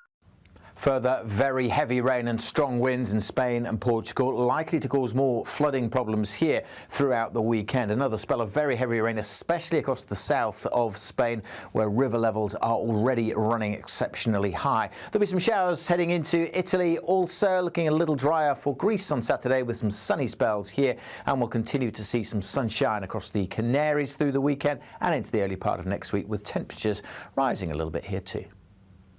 All Clear Travel Insurance sponsors GB News Travel Destinations forecast.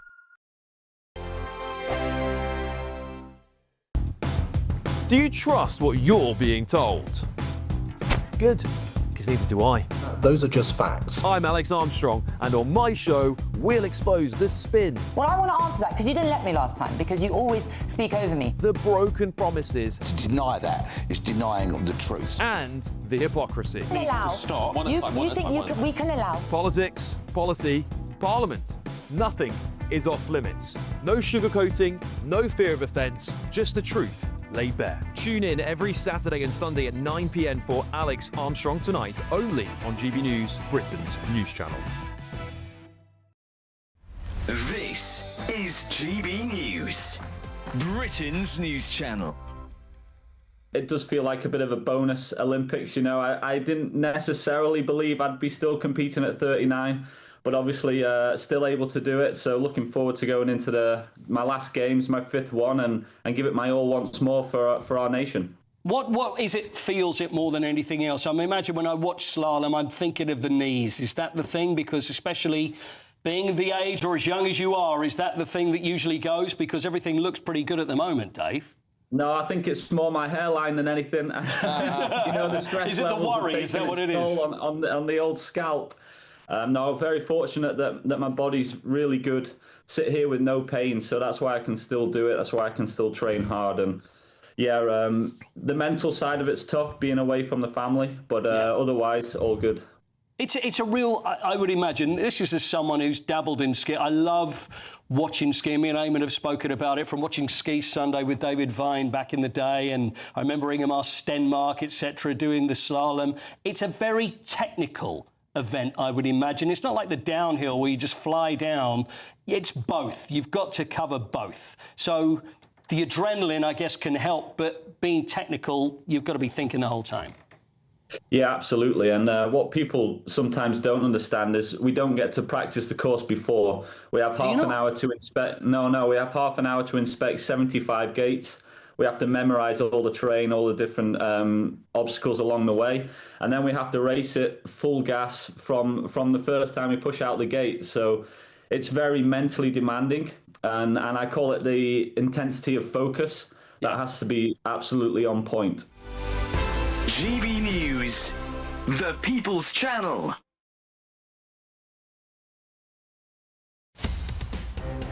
the GB Newsroom, we bring you the news as it happens. With our team of dedicated journalists across the UK. We're ready to keep you up to date with what's happening every half an hour, every single day.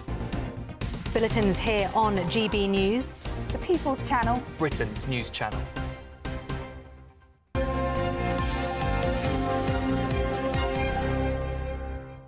8:49, let's have a quick look at the front pages for you. The Telegraph has reports that former Deputy Prime Minister Angela Rayner is ready to battle Keir Starmer for the top job.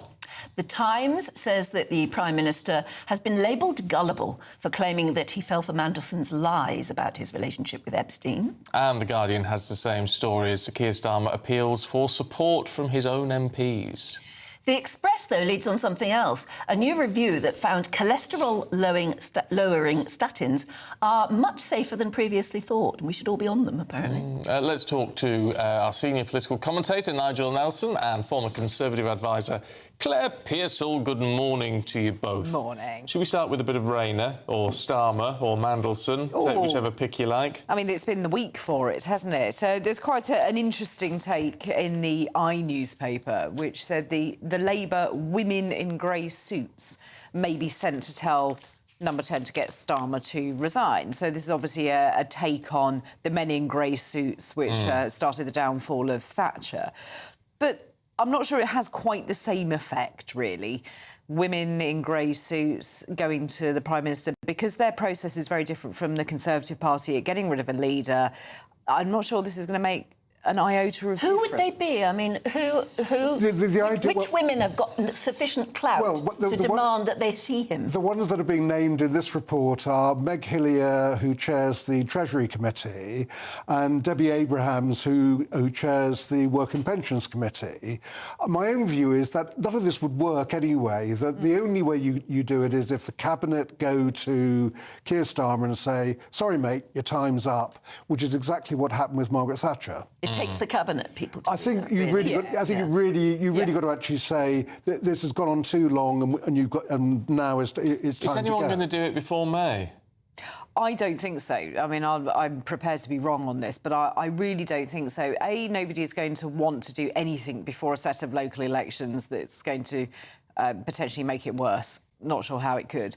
But also, who would want to take over and be in charge of that particular set of chaos? I suppose you could say it's going to take several months, so if they got rid of him now, David Lammy would be in charge during those local elections, and then the competition would start afterwards. Yeah, it would take some time. I mean, if there was a leadership challenge, I think Claire's right, by the way, that none of this is actually going to come to a head before May, unless, of course, when those documents come out on Peter Mandelson's vetting process, unless there's something devastating in there. But aside from that, May is the big day, the local elections, and if Labour do really, really badly, that's where he's in trouble. OK, let's move on to statins, because I think a lot of our viewers will want to know, why has this report come out? What does it really say? Well, what it says is that everyone thinks there's a lot of side effects from statins, and what the report says is, no, actually there isn't. That things like liver changes, urine changes, swelling, these things are not down to statins, they could be down to other things. What you do get from it is that diabetes is a problem, and also muscle ache. Now, I've taken statins for over 10 years, so I remember when I began them, I certainly got the muscle aching, and it was bad enough to keep me awake at night. But the argument with that is there are literally hundreds of different statins, so they just swap you to a different one. That's right, yes. And in fact, basically, over a period you get used to them and all that stops, so you just don't notice it. But the argument is that statins are safe, and people should use them, and if they've got high cholesterol, they should actually take them. Do you take statins at all, Claire? No, I don't. You're the only one of us that doesn't. Am I the odd one out in this? Yes, you are. Your time will come, Claire. No, I just think I'll concentrate on my diet for as long as I possibly can to avoid doing it. I mean, I think there's probably a place for them, but I'm not convinced that everybody should be on them unless there's a proper clinical need. I'm always a bit wary of these kind of like that. Well, I think that's the most important thing to say, isn't it? Surely you shouldn't be taking any pill unless there's a clinical need for you to. Yeah, but I mean, if you're taking something that's harmless, that can protect you from heart disease, strokes, then it seems to me, why not? That's a proper clinical need, isn't it? Yes, but you don't know. It obviously rather depends on what stage you are with your cholesterol. Fair enough. Yeah. All right, you too. Well, it's the front page of the Daily Express. You can read it for yourself if you want. It's been good to see you. Thank you so much. Right, here's the weather.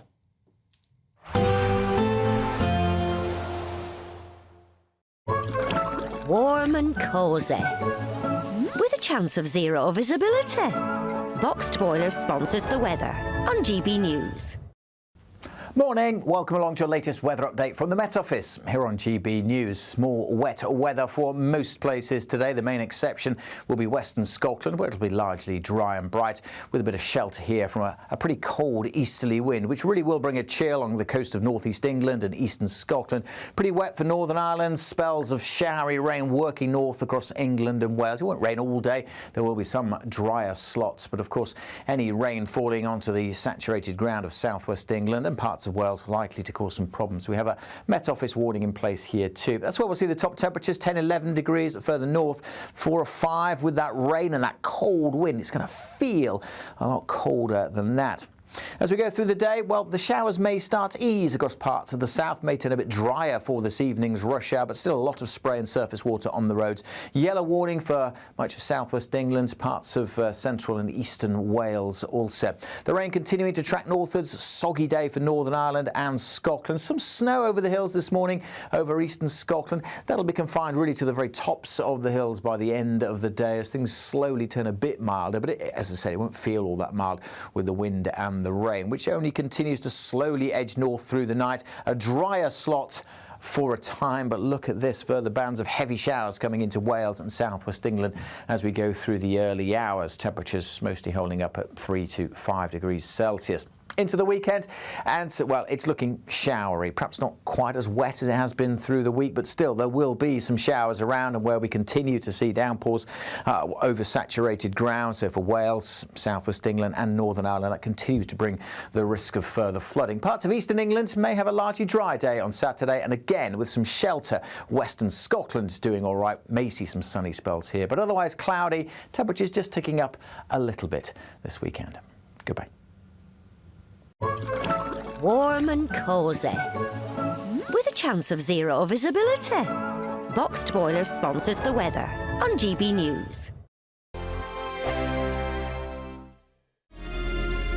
Thank you to our global community for watching and listening to GB News. We're not only the #1 news channel in Britain, we're chosen by you around the world.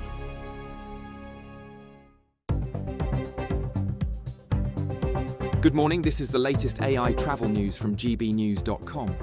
On the M8 eastbound, the off-slip at junction 11 is restricted after a broken down vehicle. On the M4 eastbound at junction 33, there is congestion on the off-slip near Capel Llanilturn.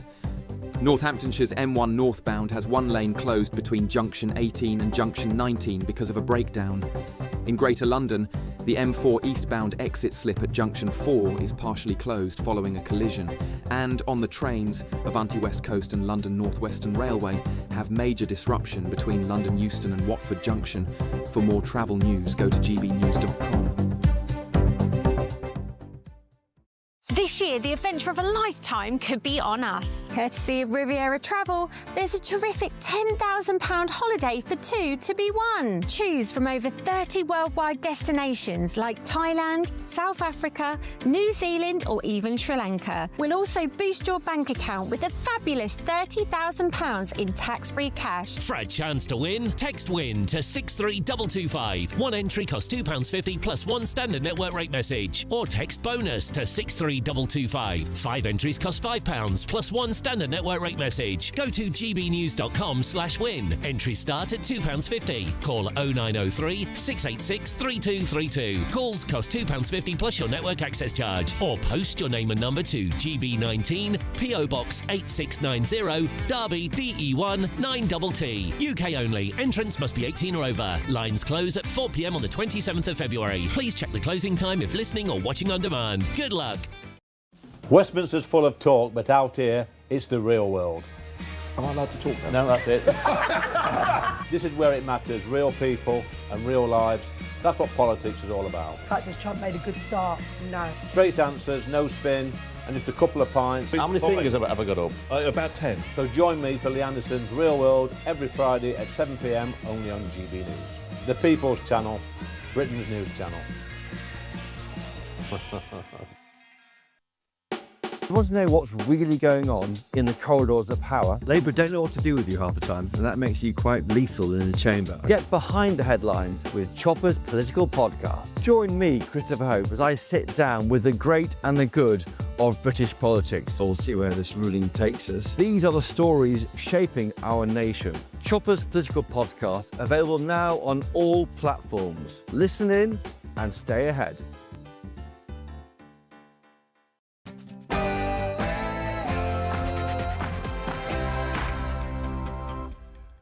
Good morning. Angela Rayner tells allies she's ready to strike. And that's as the embattled Prime Minister fights for his political life. But is Labour infighting beginning to look like self-indulgent to a fed-up nation? We got the views of the Tories' Matt Vickers earlier.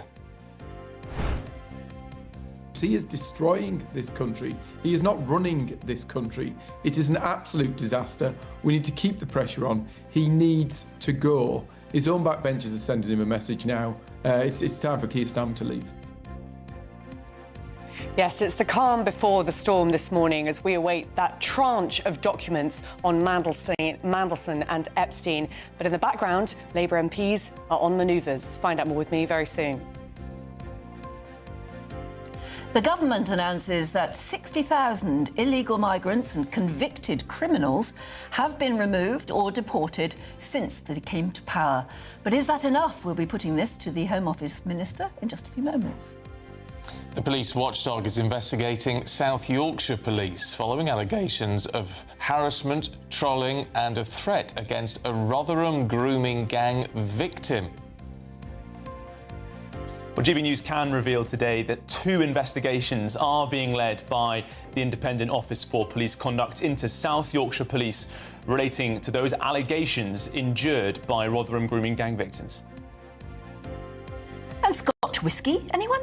We're championing one of Britain's greatest exports ahead of Scotch Whiskey Day this weekend.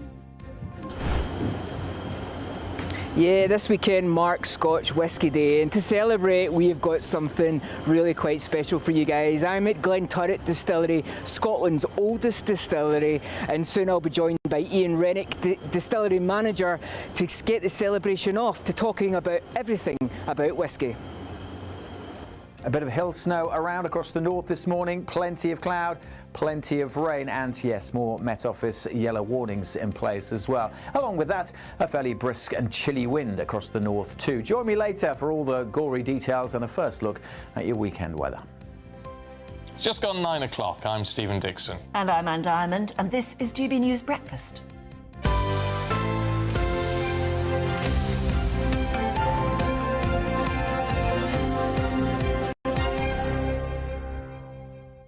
Just before we get going, do you remember that TV show, DL and Pascoe? Yes. 2 really sort of tough detectives. Anyway, they're bringing it back. They are, but... DL and apparently they're keeping the names, DL and Pascoe, but it's going to be 2 women. Yeah, that's an interesting one. I never watched it. I always wondered why it was called DL when it's spelt Dalziel. Yeah. But was it good? Do you know it? Yeah, it was good. It was good, and they were sort of, you know, tough talking, no nonsense. And apparently, they're not these. Apparently, the women playing these roles are not going to be as sort of tough talking and no nonsense. It's been described in the papers this morning as it's going woke. Maybe it won't be. Maybe it'll be tough women. Doesn't have to be woke, yeah. Like there are a lot of women detective series around, though, aren't there? Yeah. Tough-talking female cops. But it just seems a bit odd just to... Maybe they'll be the daughters of or something. Yeah, it is. Which would make sense. But OK. Just to, if you just reinvent them as women, it seems a bit... They just do anything for a novelty, almost. Well, yeah, anyway, as long as they get good script writers, it'll be all right. That's the main thing. That's the main thing, yeah. Anyway, look, should we crack on with Angela Rayner? Yeah, is it or is it true? Is it not true that she has apparently said to friends? Which paper was it? Oh, there we go. It's the front page of the Mail. She says, "I'm ready to go." That's what she's actually telling her friends. But her team are more or less denying that, saying, "That's not how we would put it." Yeah, but anyway, of course, it's all piling on pressure on the Prime Minister, who's under so much pressure at the moment because of Peter Mandelson. Let's talk to our political correspondent, Olivia Utley, who's here. Good morning, Olivia. What are we to make of this? Because it is adding pressure on the Prime Minister, but we're in a point where Angela Rayner, because of her tax affairs, couldn't really run for it anyway at the moment. So what is going on? Well, we're in this really odd time at the moment. It really is the calm before the storm. We're not quite sure yet whether the fury at Keir Starmer and his chief advisor, Morgan McSweeney, is going to develop into some sort of organised movement to actually get rid of the Prime Minister, or if it's actually going to, fizzle out in the coming days and weeks. I think we'll know a lot more when we start getting that information, those emails, text messages, etc., which will come to light very soon. At the moment, Keir Starmer is trying to make the line wash that Mandelson simply lied to him, and so there wasn't really anything he could have done about it. But Labour grandees, including Harriet Harman in the Mail this morning, is saying that that doesn't work. That makes him sound gullible and weak. So we could be heading quite soon into a leadership contest, and certainly the Conservatives and Reform seem to think we are heading into it. And who would that leadership contest involve? Well, Angela Rayner obviously was a very popular deputy Labour leader. She had the support of the members, which is very, very important, and she has lots of support among MPs. She's seen as sort of charismatic, a bit of a Marmite figure, but whether you like her or loathe her, she was a pretty sort of successful politician, and in lots of ways very, very different from Starmer. There was nothing of the man in the grey suit, bureaucracy fiend about Angela Rayner. Could she actually run? Well, at the moment, HMRC are still investigating her tax affairs over that outstanding £40,000 stamp duty payment on a second home, which she failed to make. While that investigation is underway, it doesn't really look as though she could stand for Prime Minister. And the people I've spoken to around Angela Rayner are very much denying this story on the front of the Mail, that she is hoping to go for it. But Labour MPs are certainly worried. They are very aware that if they do trigger this leadership contest to get rid of Keir Starmer, they need someone lined up in the wings. And at the moment, Angela Rayner is actually looking like, oddly, the most likely candidate. OK, Olivia, for now, thank you. Right now, then, let's cross over to Westminster, where Home Office Minister Mike Tapp joins us. A very good morning and thanks for joining us. Is your leader, is the Prime Minister really fighting for his political survival now? Well, let me just get something really important first, if you don't mind, before I answer that. The Prime Minister has apologised to the victims here for believing these lies and obviously for the appointment. Now, that means a lot to me. I'm the Minister out for the government today, so I just want to also apologise and extend that, because the victims have to be at the heart of this. And, in my previous career with the National Crime Agency, I've actually searched the room of a little girl who was victim of grooming for evidence of that. So every time we talk about this, that's what matters. And Keir Starmer has apologised. He's also said that there will be full transparency here, so all of these documents around vetting, etc., will be released to the public so that decision can be made. And I think that's really important, because leadership and government is about owning mistakes even when they're made. And that's what we're seeing here from the Prime Minister. Yeah, but when you've got people like Harriet Harman, who is hugely respected, saying the Prime Minister's looking gullible and weak, that doesn't do you any favours. With absolute respect to Baroness Harman, she hasn't seen the files. Neither have I, neither have the public. But I do know that Keir Starmer's a good man. I do know that he means it when he apologises. And I also know that he's working hard with Jess Phillips, for example, to ensure that we reduce violence against women and girls and make the country safer for them. So I trust the Prime Minister on this, and I'm confident that when these files are released, the public will agree with that. On the apology issue, has he apologised to grooming gang victims in the UK? I don't recall him doing it. And if not, why not when he's apologising to victims of Jeffrey Epstein, primarily in the United States? Is it because when it comes to grooming gangs, his job isn't on the line? Absolutely not. He was Director of Prosecutions, where he actually reopened cases around this, and of course we've committed to a national inquiry. So we're working hard to ensure the safety of women and girls, and of course of grooming, and take out the grooming gangs and put them in prison and deport them if they're from other countries. So that commitment is there, and I expect we'll see results from that in the future. So many people you speak to, I mean, I would say the average person just can't get over the fact that he appointed Peter Mandelson at all. The man had form. He had a very dodgy history. He'd already had to resign from government twice. Why give him such an amazingly important promotion when clearly he was a very dodgy person to give it to, whatever the Prime Minister believed? Well, it's no secret, is it, that there was clearly some form of relationship between Peter Mandelson and that vile man Epstein, and of course that was addressed at the vetting for Peter Mandelson, but he lied, he tricked, he weaseled, and it's those lies and tricks that Keir Starmer has apologised for believing. And by the way, I have to make it clear, I'm not putting blame here on those that are conducting the vetting. Government are ultimately responsible, and we've got to own this, and that's why the apology is important, but it's also why the transparency is vital, so that all of those documents are released, so we can deal with this and make sure nothing like this ever happens again. Yes, but no, I think you've missed the point slightly. When the announcement was made that Peter Mandelson was going to be US ambassador, certainly in every newsroom, and actually up and down in pubs up and down the country, people went, "You've got to be kidding. Mandelson, of all people." You know, he had a reputation, nothing to do with Epstein, nothing to do with it, but because of his dodgy dealings that caused him to resign twice before. You cannot imagine why the Prime Minister, well, or Morgan McSweeney, decided that he should be the man from the job, apart from the whole Epstein issue.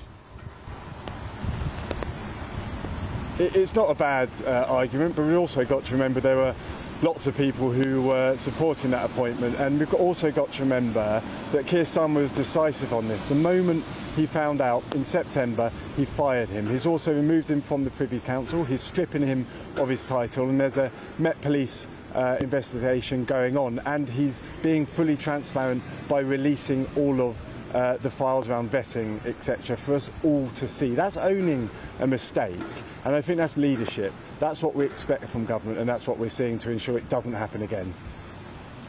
Is it really leadership to appoint somebody who could actually end up bringing him down?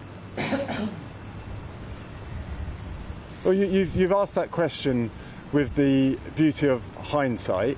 What I can say is that Keir Starmer has apologised for believing those lies. He's been decisive in his action to get rid of Peter Mandelson, and now he's being fully transparent so that we fully understand how that happened, and of course talking with the police where necessary, and we'll see where that goes. OK, Minister, appreciate your time. Thank you very much indeed. No worries, thank you very much. Just another quick word with Olivia on this one. What did you make of that? Well, Mike Tapp and the government are very much hoping that this line that Mandelson lied to Keir Starmer is going to wash. I mean, this is what they're pushing again and again and again. To me, it doesn't work. I think the Harriet Harman argument is a very good one, that it makes the Prime Minister look weak and gullible. On top of that, we know that the information about Epstein's relationship with Mandelson was public at the time that Keir Starmer appointed him as US ambassador. Keir Starmer's argument is that he didn't know the extent of the relationship between the pair of them. But I think that's going to beg the question in the minds of viewers, well, what what sort of relationship is it acceptable for the US ambassador to have with a convicted paedophile? What extent would be acceptable to the Prime Minister?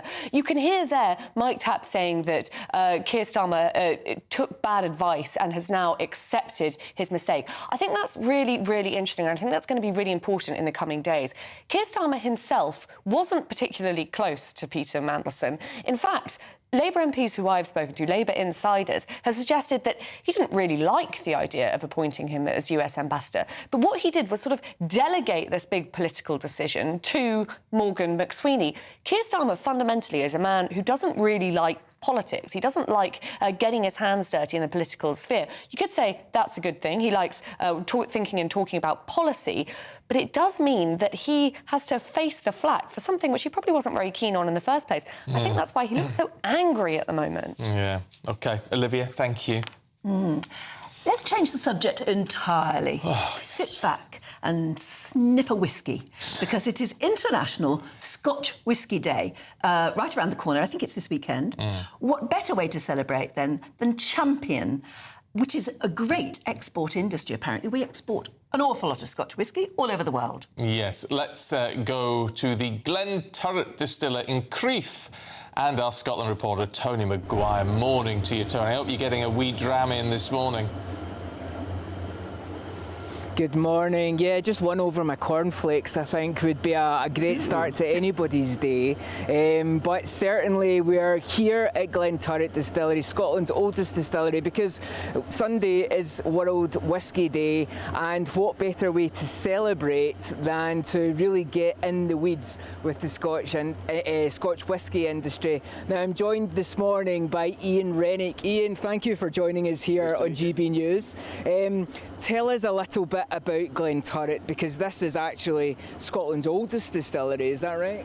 That's right. I mean, Glenturret Distillery has been here since 1763, so a very traditional distillery. We make single malt Scotch whisky, and we only make about maybe 400,000 or 500,000 litres a year. Now, to put that in context, another single malt distillery could make 20 million litres a year. So we're really looking at quality over quantity. Well, that really makes it quite a special dram, I suppose, coming out your stills here. Now, I've got to ask, a lot of our viewers, their sort of interactions with whisky in the news, it's usually about tariffs, it's usually about tax. As distillery manager, how do you just put all that to the side, partition yourself off and just concentrate on making the best possible product? That's a really good question, because you're correct. I really need to concentrate on what we're doing in the distillery. We're lucky the industry is really a big community, and we've got the Scottish Whisky Association to take care of that for us. Now, let's get right to the business, shall we? We'll go talk about the product. Now, we've got here a couple of samples. Walk us through the whisky making process, because a lot of people at home, they might not be so familiar as perhaps I am, cheekily. Well, making Scotch whisky, it actually sounds very, very simple, because there's only 3 ingredients, and one of them's water, and we've certainly plenty of that today. The other 2 being malted barley and yeast. So what we do is we take the malted barley, we take it in through the distillery, we grind it down into grist. We then mix that with water at different temperatures to extract the sugars, and also, very importantly, the enzymes. Because one thing about Scotch is you're not allowed to add anything. It's no additives allowed. So all the conversion that happens in the tun room, the next part when you add the yeast, has to come from within the barley cell and the yeast. Now, once we've got that beer, we can then distill it, and then we're making a nice clear spirit, which we've got here. Okay, that looks nothing like whisky, obviously, in that form. No, well, it's technically not whisky at this point. So this is new make spirit. Until it's been in the cask for 3 years, it's still classed as new make spirit. And obviously this is here as the final product, you know, and we're out of time this hour, but I have no doubt that we're going to be hearing a lot more about this amber nectar throughout the day. Lovely stuff. Lovely stuff. And I was just looking, Ian, you see that, has the manager's dram. There's a lovely one here, 175 quid a bottle, but I bet it's good. I bet it is. Bet it's good. Anyway. It's interesting he used the word grist and mill. That must be where the... grist to the mill. Grist to the mill comes from. Yeah. Wow, lovely. Anyway, look, lots more still to come for you. We've got an exclusive from Charlie Peters. That's next. We can reveal this morning that the Independent Office for Police Conduct is investigating allegations that police officers were involved in the harassment, stalking and also alleged threats against grooming gang victims in Rotherham.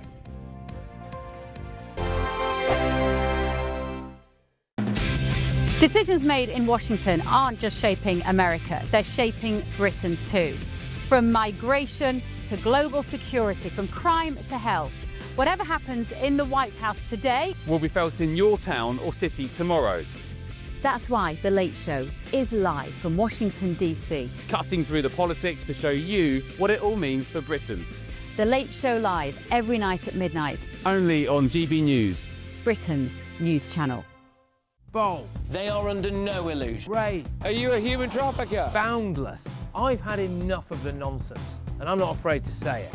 Don't get us on the BBC. Every weeknight, I tear through the headlines. The smell of gasoline. Should we be worried about it? From Westminster madness to cultural war chaos. What we're going to do now, they are throwing things up the car as we speak. Get ready, Britain. Here we go. Patrick Christie's tonight, weeknights from 9 p.m, only on GB News, Britain's news channel.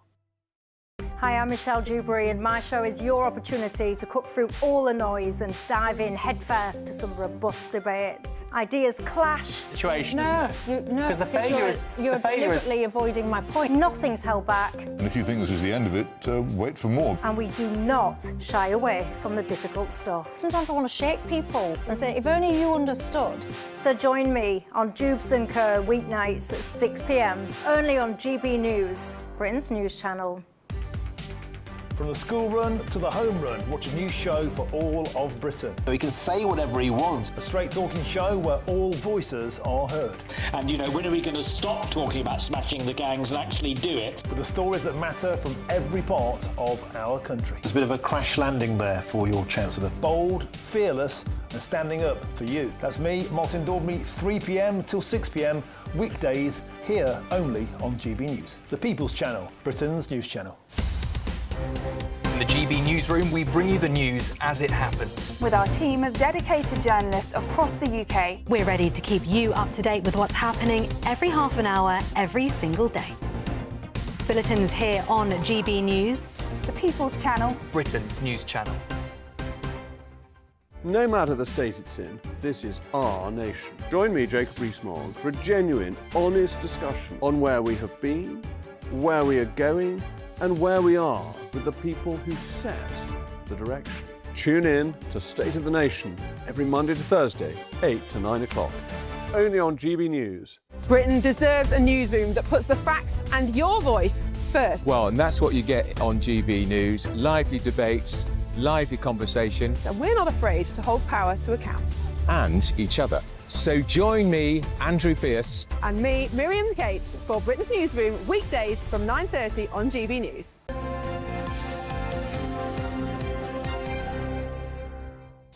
Nearly 9:22, and Charlie Peters is here with an exclusive, Charlie. It's an extraordinary story because we can reveal today that the Independent Office for Police Conduct has launched 2 separate investigations into allegations that South Yorkshire Police were involved in the harassment, stalking and also making an alleged threat by telephone to a Rotherham grooming gang victim. Now, we've been aware of these sets of investigations for a while now, but we're choosing to reveal them this week after Suella Braverman, the MP, raised this case in the House of Commons this week. Now, the victim this relates to, she is known as Elizabeth in the media. She's only ever secured 1 conviction against the sort of torrent and the campaign of abuse that she endured. But now there is this fresh investigation by the police watchdog into these allegations that police officers were involved, not only also in her abuse, which the National Crime Agency is investigating as well, but also now that police officers were involved in the harassment and targeting of her in that sense as well.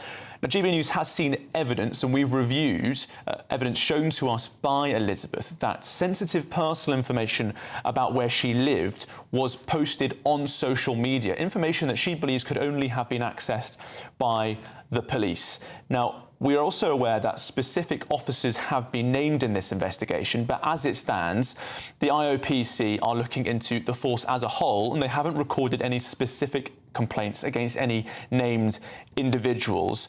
They also told us, the IOPC, that they're grateful that more brave victim survivors of abuse have come forward.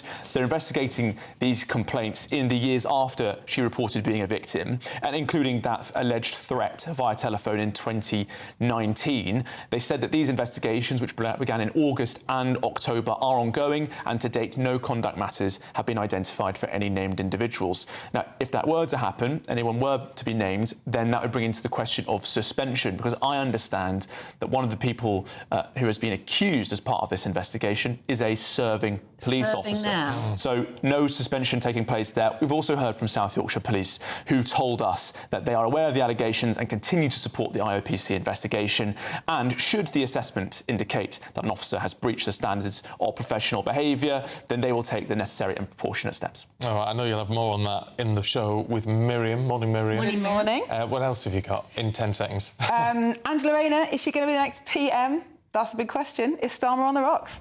Yeah, I mean, it's fascinating to watch, isn't it? Good luck with getting an answer on that. Well, I think there's a lot more to come, and especially when all the WhatsApp messages are revealed, that will keep the press busy for quite a long time. That's all coming up after the weather.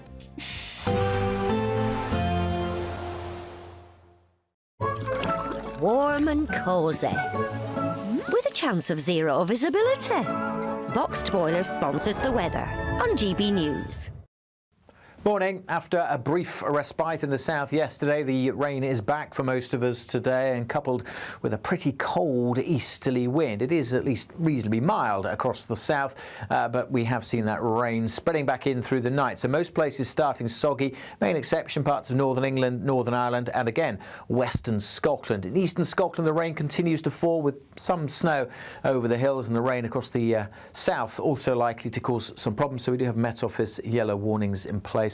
The rain in the south, say nothing particularly heavy, but just because it's been so wet recently. Might reach double figures here.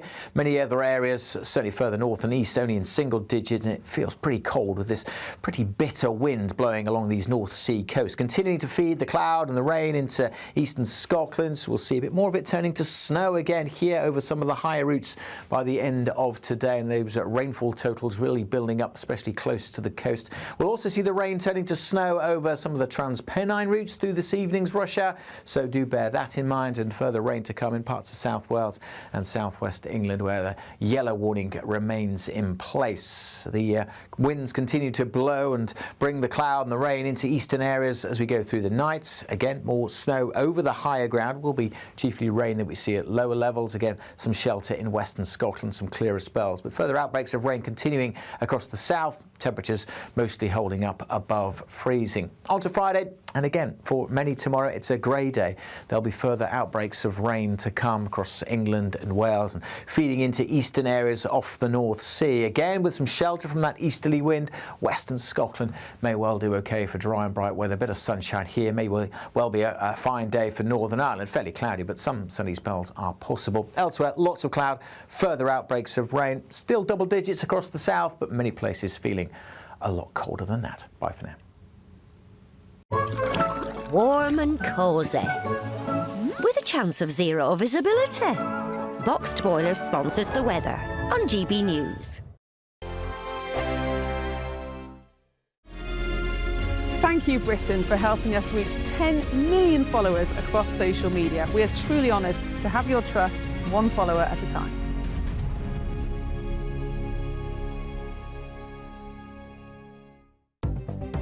Good morning, this is the latest AI travel news from gbnews.com.